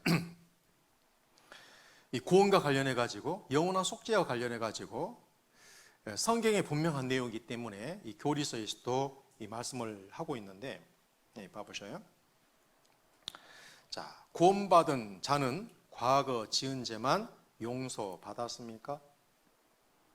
자, 아닙니다. 만약 구원받은 자가 과거에 지은 죄만을 용서받았다면 현재 짓고 있는 죄나 미래에 지을 수밖에 없는 죄들은 해결되지 못하며 인간은 결국 죄인으로 남을 수밖에 없습니다. 따라서 과거 지은 죄에 대한 용서는 구원을 완전하게 설명하는 것이 되지 못합니다. 구원은 과거의 죄뿐 아니라 현재와 미래에 지을 죄까지 완전히 용서하는 것입니다. 성경 배웠던 그대로이죠. 이러한 까닭으로 구원받은 자인 성도는 죄인의 신분에서 완전히 벗어나 의인의 신분을 가질 수 있으며 죄 형벌인 죽음에서도 완전히 해방되는 것입니다. 자, 이 그랜드 종합 교리에서도 영원한 속죄, 과거의 죄뿐만이 아니라 앞으로 지을 모든 죄까지 용서받는 것이 완벽한 구원이다라는 것을 말씀하고 계시잖아요. 그리고 설교 황태자라 불리는 이 스펄전 목사님도 너무나 많은 사람들이 과거의 죄만 용서됐다라고 앞으로 지을 죄는 열심히 하나님 앞에 기도하고 빌고 해야 용서되는 것처럼 잘못 생각하는 사람들이 있으니까 그 사람들 향해서 얼마나 한태를 안 냈는지 몰라요. 그러면서 영원한 속죄를 설명하는데, 자, 그분은 예수님은 우리 모든 죄를 담당하셨거나 아니면 전혀 담당하지 않으셨거나 둘 중 하나입니다. 그분은 예수님은 단번에 우리를 구원하시든지 아니면 전혀 구원을 못 하십니다. 그분의 예수님의 죽으심은 절대로 다시 반복될 수 없고 그분은 신자들의 미래의 죄를 위해서도 대가를 치르셨습니다. 그렇지 않다면 그들은 여전히 죄인입니다. 하지만 그분은, 예수님은 더 이상 속죄를 생각할 필요가 없을 정도로 미래의 죄까지도 확실히 처리했다고 못했다고요? 확실히 처리하셨습니다. 자, 그러나 슬프도다. 어떤 자들의 가르침에 따르면 어리석은 자들이 많아요. 잘못 가르치는 자들이 많아요. 자, 신자들은 단지 부분적으로만 구원받고 나머지 부분의 구원은 자기들의 미래의 노력에 달려 있다고 합니다. 그것이 복음입니까? 나는 그렇게 믿지 않습니다. 참된 신앙은 전체 구원을 위해 그리스도를 온전히 신뢰하는 것입니다. 예수님 말씀 그대로 영원한 속죄를 믿는 거 있잖아요. 과거의 죄뿐만이 아니라 앞으로 지을 죄까지 다 용서했다는 그 사실을 성경 말씀 그대로 온전히 받아들이는 것이 하나님께서 원하시는 완벽한 구원이고 완벽한 믿음입니다. 제 용서 다 받으셨습니까? 네, 잘하셨습니다. 자, 요한복음 16장 9절입니다. 같이 읽겠습니다. 죄에 대하여함은 저희가 나를 믿지 아니함이요. 자, 헬라어도 그러고 히브리어도 그러고 헬라어도 그러고 단어의 단복수가 있는데 본래 죄는 무수히 많은 죄가 있잖아요. 죄는 한계가 아니잖아요. 그래서 우리의 무수히 많은 죄가 우리를 지옥으로 끌고 갔습니다. 죄라는 단어는 그래서 복수예요. 그런데 이상하리만큼 여기에서 죄는 단수입니다. 예수님이 오셔서 모든 죄를 용서해 버리셨어요. 그래서 사람은 자기 죄 때문에 지옥 갈까요? 아닙니다. 자기 죄를 다 용서했다는 그 사실을 믿지 못하기 때문에 지옥 가는 겁니다. 그래서 예수님이 십자가에 달리신 이후로 사람이 지옥 가는 이유는 딱 한 가지 죄 때문에 지옥을 가는데 그 죄가 무슨 죄일까요? 안 믿는 죄. 그래서 그 죄를 이제는 단수로 써버리는 겁니다. 다 용서해놨는데 그 사실을 몰라. 그럼 믿을 수 없어. 듣고도 안 믿어. 그러면 천국 가요? 못 가요? 못 가. 그래서 예수님의 탄생은 역사를 갈랐는데 예수님의 죽으심에 대해서 어떻게 받아들이냐에 따라서 개인의 운명을 갈라버립니다. 그것을 여실히 보여주는 성경 속의 인물이 있는데 예수님께서 십자가에 달리셨을 때 예수님 좌우편에 두 강도가 달렸습니다. 자, 그 두 강도는 인류를 대표합니다. 모든 사람을 대표해요. 자, 우리는 죄인으로 태어나서 죄 가운데 살다가 지옥 심판을 받을 수밖에 없었던 죄인이었잖아요. 이 세상에 착한 사람이 있고 죄인이 있는 것이 아니라 하나님 보실 때는 전부 다 지옥 갈 죄인인 거예요. 예수는 죄 없이 죄를 담당하기 위해서 십자가에 달리셨지만 나머지 사람들은 우리 각자의 운명을 이 두 강도는 보여주는 겁니다.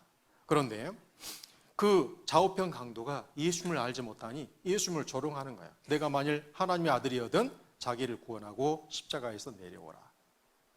그런데 한편 강도는요, 들었던 소문도 있고 십자가에서 예수님이 하셨던 말씀과 더불어서 사람은 표정을 통해서도 몸을 통해서도 말하는 바가 있습니다.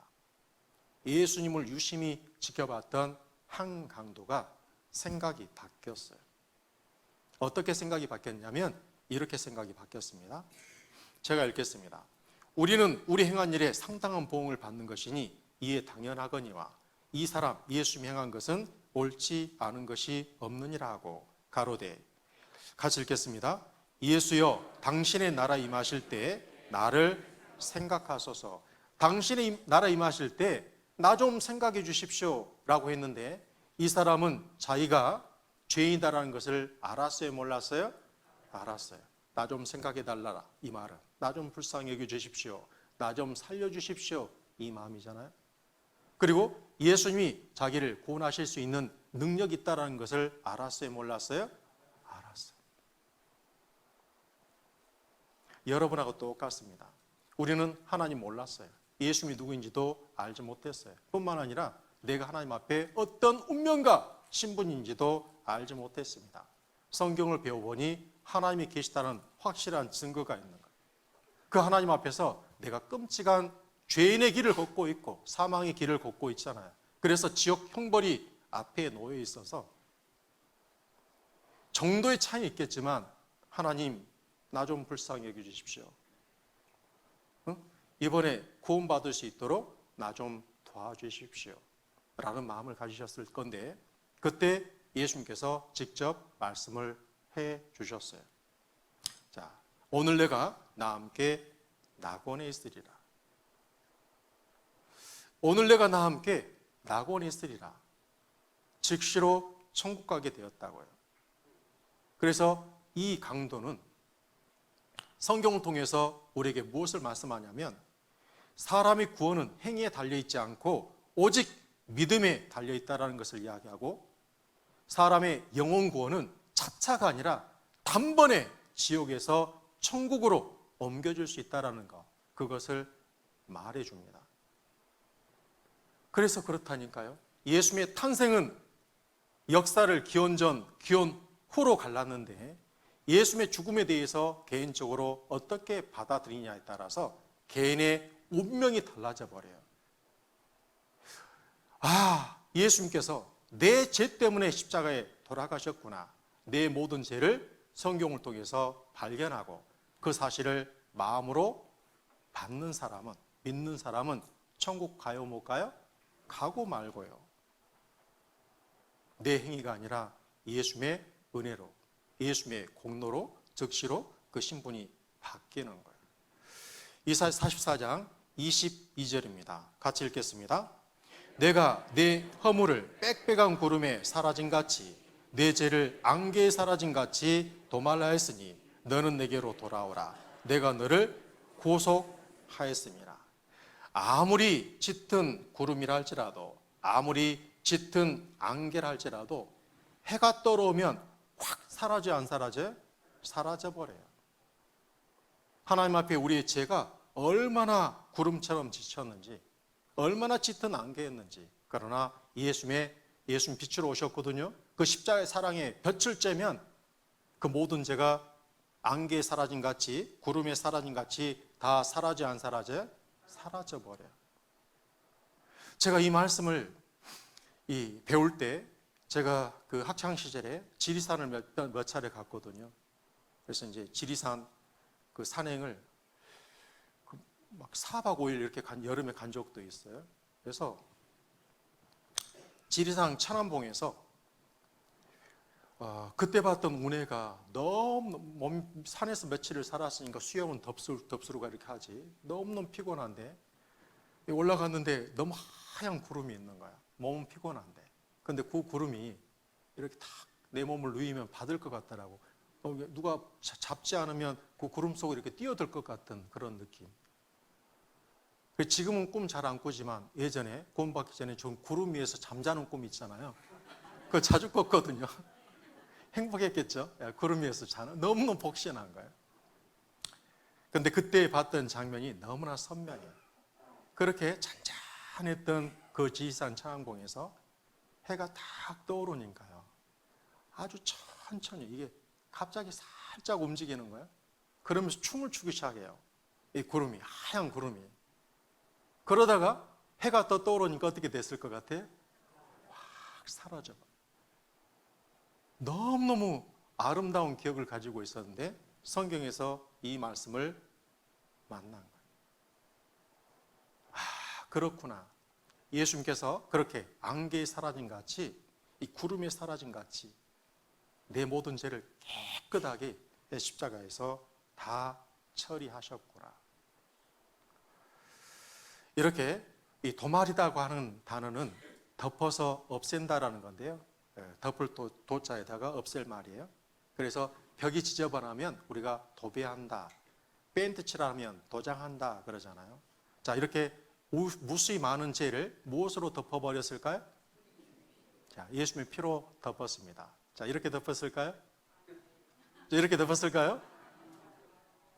자, 한 장의 사진이 사람들의 뇌 속에 강하게 박히는 일이 있어서 그 저널리스트들 가운데 어떤 사진을 통해서, 특히나 전쟁 같은데 이 사진을 통해서 상 받는 일이 있잖아요. 사진 기자로서. 그런 것처럼 이 사진 한 장이 여러분 인생을 살아가다가 여러분의 인생 컷이 하나 됐으면 좋겠다 싶어요.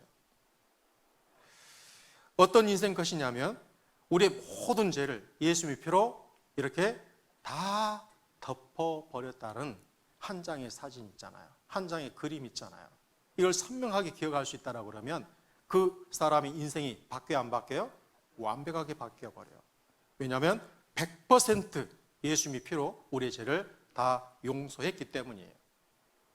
자, 이사 43장 25절입니다. 같이 읽겠습니다.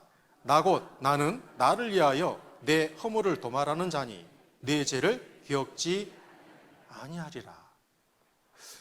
나는 하나님을 알지도 못했고 하나님을 섬긴 적도 없는데 내가 뭐라고 나를 위해서 고난 받으시고 내 모든 죄를 다 용서했다라는 말을 들을 때 약간 부담스러운 마음도 있어요, 없어요? 없는가요? 부담스러운 마음을 가질 수도 있어요. 그런데 한 가지 생각하실 것이 있습니다. 여기에 나 곧 나는 구원받은 나를 위함도 있지만 여기에 나를 위한다라는 것은 나를 위한 걸, 좀 표현이 그러지만 나를 위한 걸까요? 하나님을 위한 걸까요? 하나님을 위한 거예요. 내가 구원받을 때 나보다 더 기뻐하시는 분이 있는데 그분이 하나님이시다라는 것을 기억했으면 좋겠어요. 그래서 하나님은 하나님을 위해서도 나를 구원해 주신 거예요. 내 허물을 전부 다 도말해버리신 분이셔요. 어버이날에 이 글을 올려가지고 그 많은 사람들의 신금을 올렸는데 노무현 대통령의 어버이날 올렸던 글입니다. 여기에 보면 이런 표현이 있어요. 자, 내가 아프면 나보다 더 아픈 사람, 내가 슬프면 나보다 더 슬픈 사람, 내가 기쁘면 나보다 더 기쁜 사람. 그분이 땅에서는 누구일까요? 엄마, 아빠죠. 부모님이죠.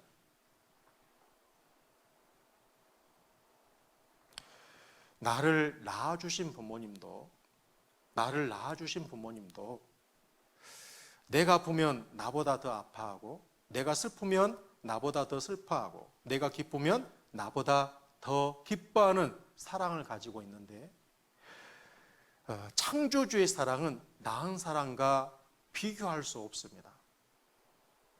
엄마의 사랑이 땅에서는 가장 큰 사랑이라고 해요. 그럼에도 불구하고 상황이 여의치 못해서 엄마는 자식을 버리는 일이 땅에서 있어요, 없어요? 있어요. 그들은 너를 버릴지라도 나는 버리지 않겠다. 이게 하나님의 사랑이에요. 그래서 내가 구원받을 때 나보다 더 기뻐하시는 분이 누구냐 하면 하나님이시다라는 거예요. 그래서 우리는 그 구원에 대해서 정말 감사해야 되고 정말 기뻐해야 돼요. 내가 기뻐할 때 하나님 너무너무 좋아가지고 성경에 하박국에 보면은 하나님 좋아서 막 춤춘대요. 내가 지옥 가지 않고 내가 구원받았을 때 너무너무 좋으니까 하나님이 춤춘다고. 누가복음 15장에 보면 하나님의 그 기쁨을 여러 가지 방법으로 말씀하셨어요. 집 나간 자식이 돌아오는 거로, 사랑의 징표를 다시 찾은 그 신부의 기쁨으로, 잃은 양을 다시 찾은 목자의 기쁨으로 그 하나님의 기쁨을 말씀을 해주시는데, 구약 성경에는 너무너무 좋아가지고 하나님께서 춤추시는 것으로 우리의 구원을 말씀을 하셔요. 자, 이사야 38장 17절입니다. 같이 읽겠습니다. 보옵소서, 내게 큰 고통을 더하신 것은 내게 평화를 주려 하심이라. 주께서 나의 영혼을 사랑하사 멸망의 구덩이에서 건지셨고 나의 모든 죄는 주의 등 뒤에 던지셨나이다. 히스기야의 고백인데, 히스기야의 고백일 뿐만 아니라 구원받은 모든 사람의 고백이기도 합니다. 보옵소서, 내게 큰 고통을 더하신 것은 내게 평안을 주려 하심이라. 여러분의 인생도 뒤돌아보면 여러 가지 아프고 슬펐던, 고민됐던 그런 기억들이 많이 있습니까? 없습니까? 있을 거예요. 성경에 형통과 공고한 날이 교차를 하게 되는데, 형통한 날은 기뻐하고 공고한 날은 생각하라 그랬어요. 우리가 좋은 날만 있었으면 우리는 하나님 앞에 나오지 못했을 겁니다. 이 고통과 관련해 가지고, 고난과 관련해 가지고 이 필립 얀시라는 사람이 그랬지만, 이 폴 프렌트가 고통에 관해서 글을 썼는데, 그 나병 환자를 치료했던, 평생을 바쳤던 사람입니다. 그가 마지막 은퇴를 할 때 기자들이 질문했을 때, 나은 자를 위해서 평생을 살았으니까 그들을 위해서 주고 싶은 것이 있다라고 그러면 무엇을 주고 싶습니까? 라고 했을 때 그는 그들에게 나는 고통을 주고 싶습니다. 그때만 해도 이 사람들이 나은 자를 좀 멀리 했기 때문에 이 병에 대해서 정말 잘 몰랐어요. 근데 그는 영혼을 사랑했던 사람이고 나은 자를 고치면서 복음을 전했던 사람이기 때문에 평생 그들에게 자기 일생을 드린 사람이었거든요.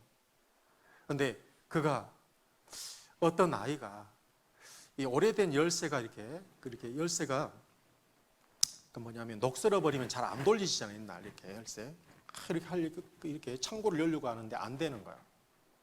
그런데 그 나은 자들 위해서 수고의 삶을 살았으니까 한 아이가 이 의사를 도와주려고, 폴 프렌드를 도와주려고 와서 막 이렇게 하니까 어땠냐면 손에서 피가 툴툴툴 떨어지는 거예요.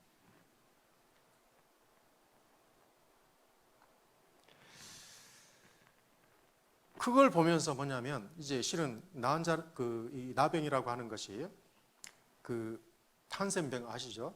이렇게 말초신경이 파괴가 되니까 고통을 못 느껴요.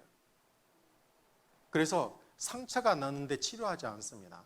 그래서 막 떨어져 나가도, 그래서 막 옛날 같으면 쥐들이 많고 그러잖아요. 상처가 있으니까 사람이 잠자고 있으면 그걸 갉아먹으면 사람이 알아채서 일어나가지고 쫓아야 되잖아요. 그런데 상처가 났는데 통증을 못 느끼니까 지가 갉아먹어도 모르는 거예요. 그래서 이 초기나 중기 때에도 이 고통을 못 느껴서 치료받지 못해가지고 병이 이렇게 막 손도 떨어져 나가고 코도 떨어져 이런 것을 보면서 주고 싶은 선물이 뭐냐? 그러니까 이 고통을 그들에게 주고 싶다. 그러면 그들이 그렇게 큰 상처를 받지 않고 치유함을 받을 수 있을 건데 그들은 고통을 모른다 그랬어요. 그리고 이 필립 얀시라는 사람이 고통에 대해서 더 깊숙이 연구하고 책을 냈는데, 고통에 대해서 말하기를 이 고통은 아무도 원하지 않는 하나님의 선물이다 그랬습니다. 아무도 원하지 않는 하나님의 선물이다. 20세기에 너무너무 그 유명한 이 변증가로 C.S. 루이스를 말하는데, 그는 예기치 않는 기쁨을 예수님을 통해서 맛보았던 사람이고, 그가 고통에 대해서 말하기를 이렇게 말했어요.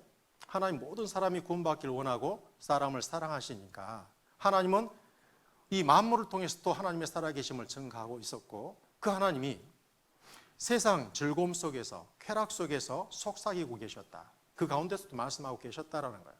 그리고 양심에는 말씀하고 계셨다. 그리고 그 하나님은 고통 속에서 외치고 계셨다. 그래서 고통을 말하기를, 이 고통은 기먹은 세상을 깨우는 하나님의 메가폰이다 그랬어요. 그래서 이제 곰곰이 생각해 보면 그런 겁니다. 우리가 한 주간 말씀을 듣는 것도 결코 쉽지 않는 길이었는데, 이 어려움 속에서 이 큰 기쁨을 주는 것도 있고, 또한 성경을 다 듣고 구원받은 내 인생길 여정을 살펴보면요, 누구든지 그런 고백을 할 수밖에 없습니다. 내가 그런 고통과 아픔이 없었으면 내가 구원함을 받을 수 있었을까? 어떤 실패를, 상처를, 넘어짐을 인생 역전시켜 버린다고. 제가 울산에 있을 때입니다.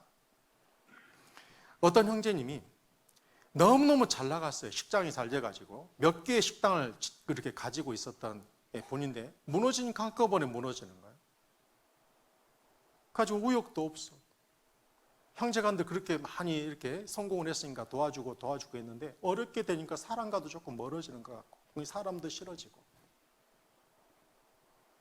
그런데 포항에 구원받은 경주가 고향인데요, 어떤 후배가 선배를 찾아가지고 계속 들어보자고 하는데, 그 선배는 빗잔을 주고, 빗잔을 줘도 또 오고 얘기를 하다라는 거예요.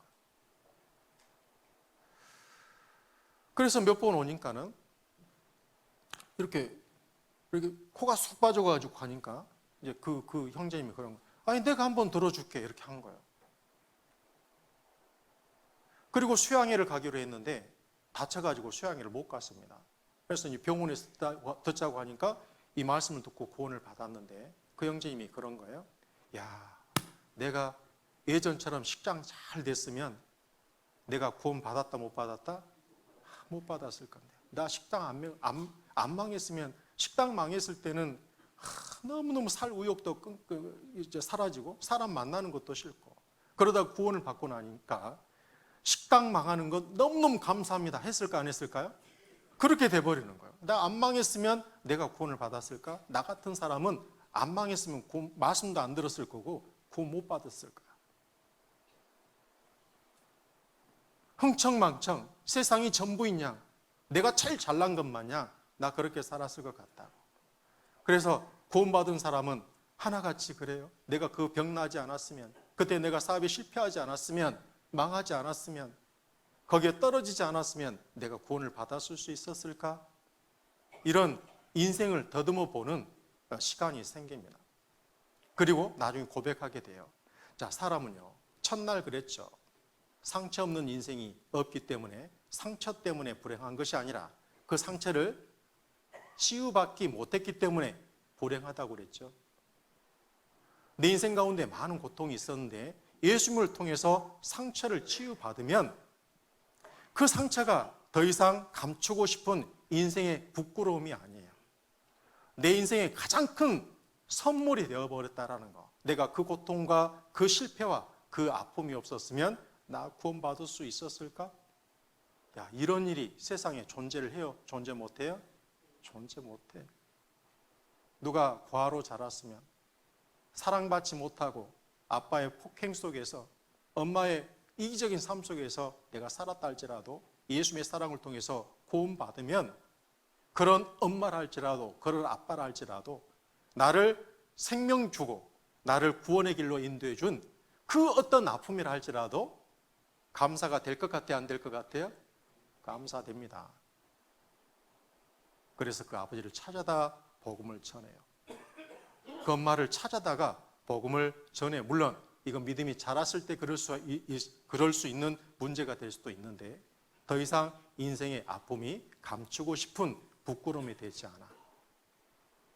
우리 인생의 고통을 큰 기쁨으로 승화시켜버리는, 바꿔버리는 그 십자가의 사랑이 놀라워요, 놀랍지 않아요? 너무너무 놀라워. 보옵소서 내게 고통을 다하신 것은 내게 평안을 주려 하심이라. 사복음서에 봐도 많은 사람들이 예수님 앞에 나왔는데 그들은 많은 병자들이었습니다. 소경이었고 기머거리였고 소경 거지 바디메오, 삶의 어떠한 얼마나 많은 사람부터 소외되고 아픔을 겪었겠습니까? 중풍병자. 그들이 예수님 앞에 나아가서 그 병과 상처와 아픔을, 그리고 그 영혼의 아픔까지도 치유함을 받았어요.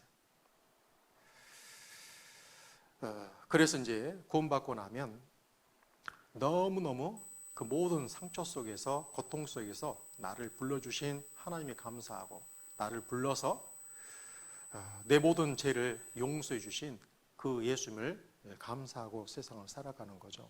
에베소서 1장 7절입니다. 같이 읽겠습니다. 우리가 그리스도 안에서 그의 은혜의 풍성함을 따라 그의 피로 말미암아 구속 곧 죄 사함을 받았으니 그랬습니다. 은혜는요, 카리스인데 이 은혜를 설명할 때 그럽니다. 전제 조건이 뭐냐면 자격이 없는 자에게. 뭐라고요? 자격이 없는 자에게. 무슨 대가가 아니에요? 자격이 없는 자에게 베푸는 하나님의 호의, 사랑을 은혜라고 해요. 자격이 없는 정도가 아니라 우리는 죄인으로 태어나서 하나님을 등지고 하나님 눈을 찔렀다고 말할 수 있어요. 하나님 눈을 촉범한 거예요. 찔러버리는 거예요. 무수히 많은 죄로. 어떠한 자격도 없죠. 그런데 그런 나를 지으신 하나님이 나를 불쌍히 여기신 거예요. 내 모든 죄를 용서해 주신 거예요. 그리고 어떤 대가가 지불되었냐면 하나님의 핏값, 예수의 핏값이 지불된 거예요. 구속, 그 말은 값을 다 치러버렸다라는 겁니다. 죄의 종이었던 나를 하나님의 양자, 아들 삼기 위해서 값을 지불했는데 완벽한 죄값을 지불하는 거예요. 하나님의 핏값을 지불해버린 거예요.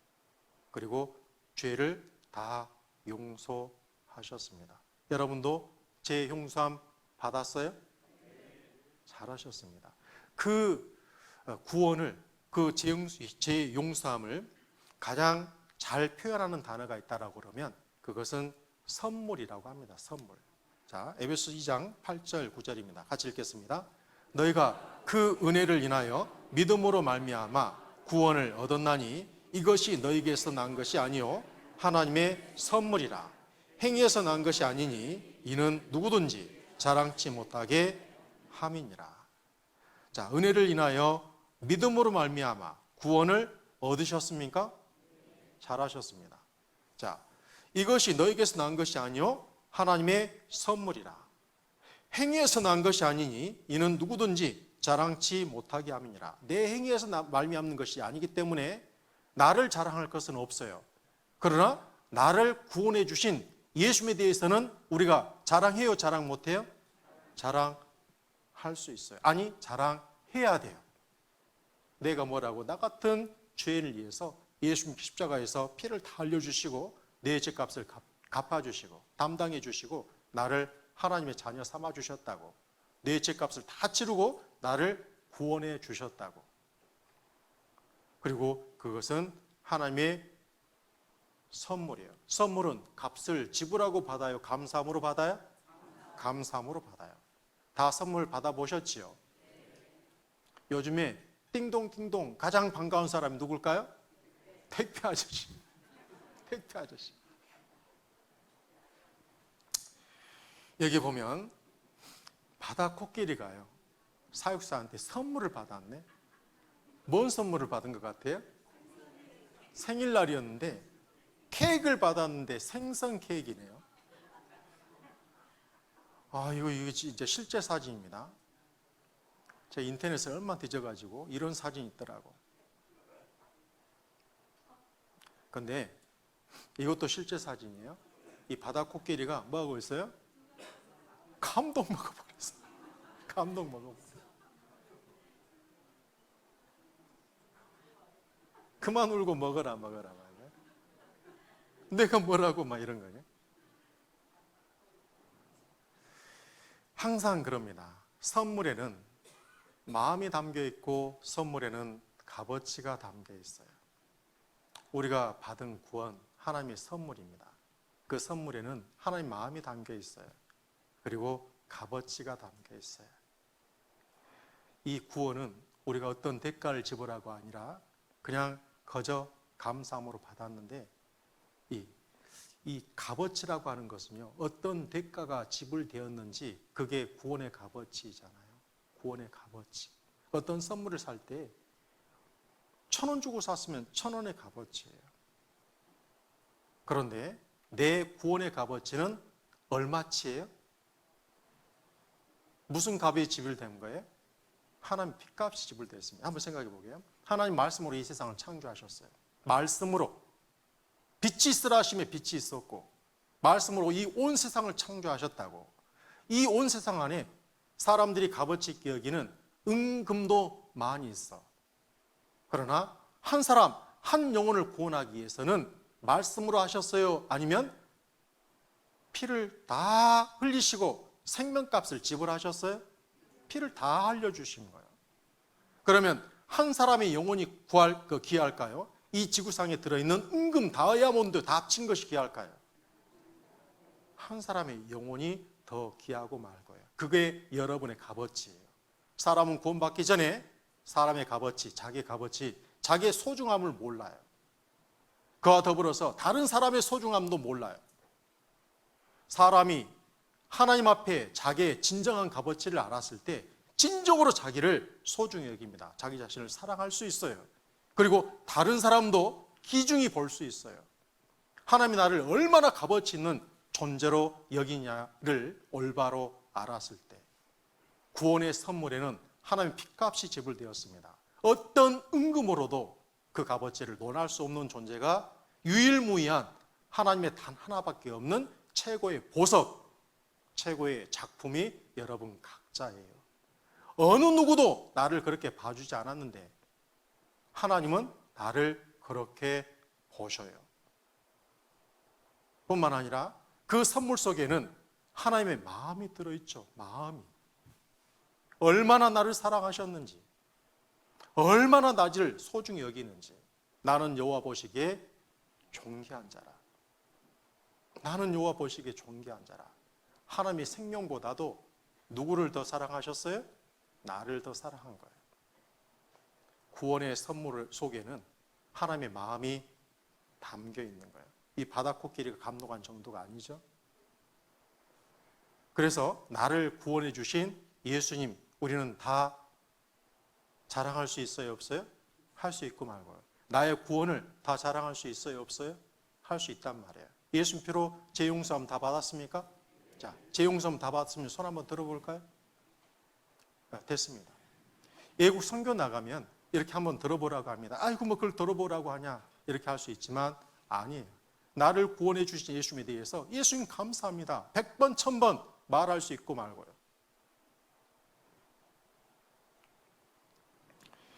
요한복음 3장 16절입니다. 같이 읽겠습니다.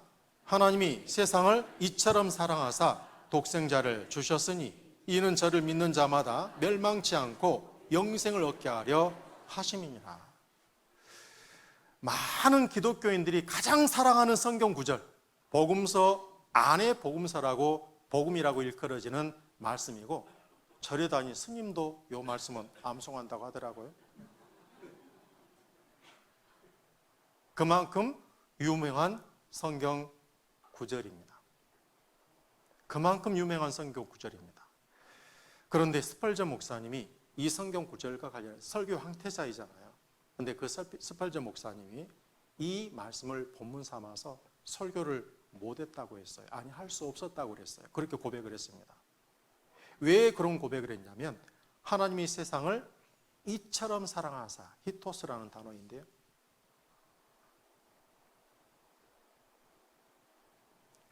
이처럼 사랑하사, 그 사랑의 길이 넓이 높이 깊이를 스펄전 목사님은 인간의 언어로, 내 표현력으로 그 하나님의 사랑을 내가 표현할 수 있을까? 이런 생각을 했다고 해요. 그 사랑이 너무나 크고 놀라운 사랑이었어요. 감히 내가 헤아릴 길 없는 사랑이었어. 하나님이 세상을 이처럼 사랑하사 독생자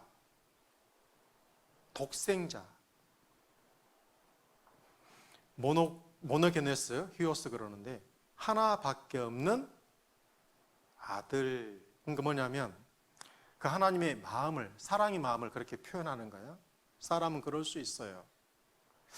어떤 사랑하는 대상을 위해서 나 자신을, 그래서 엄마는 수영 못해도 물길 속으로 자녀 건지러 가고 불길 속에 자기를 이렇게 던지러 갈 수 있어요.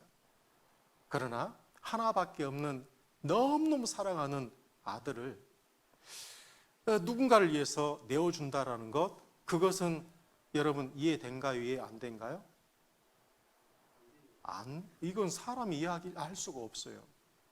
하나밖에 없는 아들을 내어주신 이가 모든 것을 너에게 은사로 주지 않겠느냐라고 성경은 말씀하시는데, 그 하나님의 나를 향한 사랑을 이 사람의 머리로는, 사람의 언어로는, 사람의 생각으로는 표현할 수 없다는 말이 맞을 것 같아요. 정말로. 그러나 한 가지 분명한 것은 하나님이 나를 너무너무 사랑했다 안 했다? 너무너무 사랑한 거예요. 자기 목숨보다도 나를 더 사랑한 거예요. 이 세상 어떤 소중하고 귀한 것보다도 여러분을 귀하고 소중하게 여겼다는 말씀입니다. 그래서 수많은 기독교인들이 이 말씀을 가장 좋아하고 가장 사랑해요. 그리고 가장 유명하고 널리 알려진 말씀이에요. 하나님이 세상을 이처럼 사랑하사 독생자를 주셨으니 이는 저를 믿는 자마다 멸망치 않고 영생을 얻게 하려 하심이니라.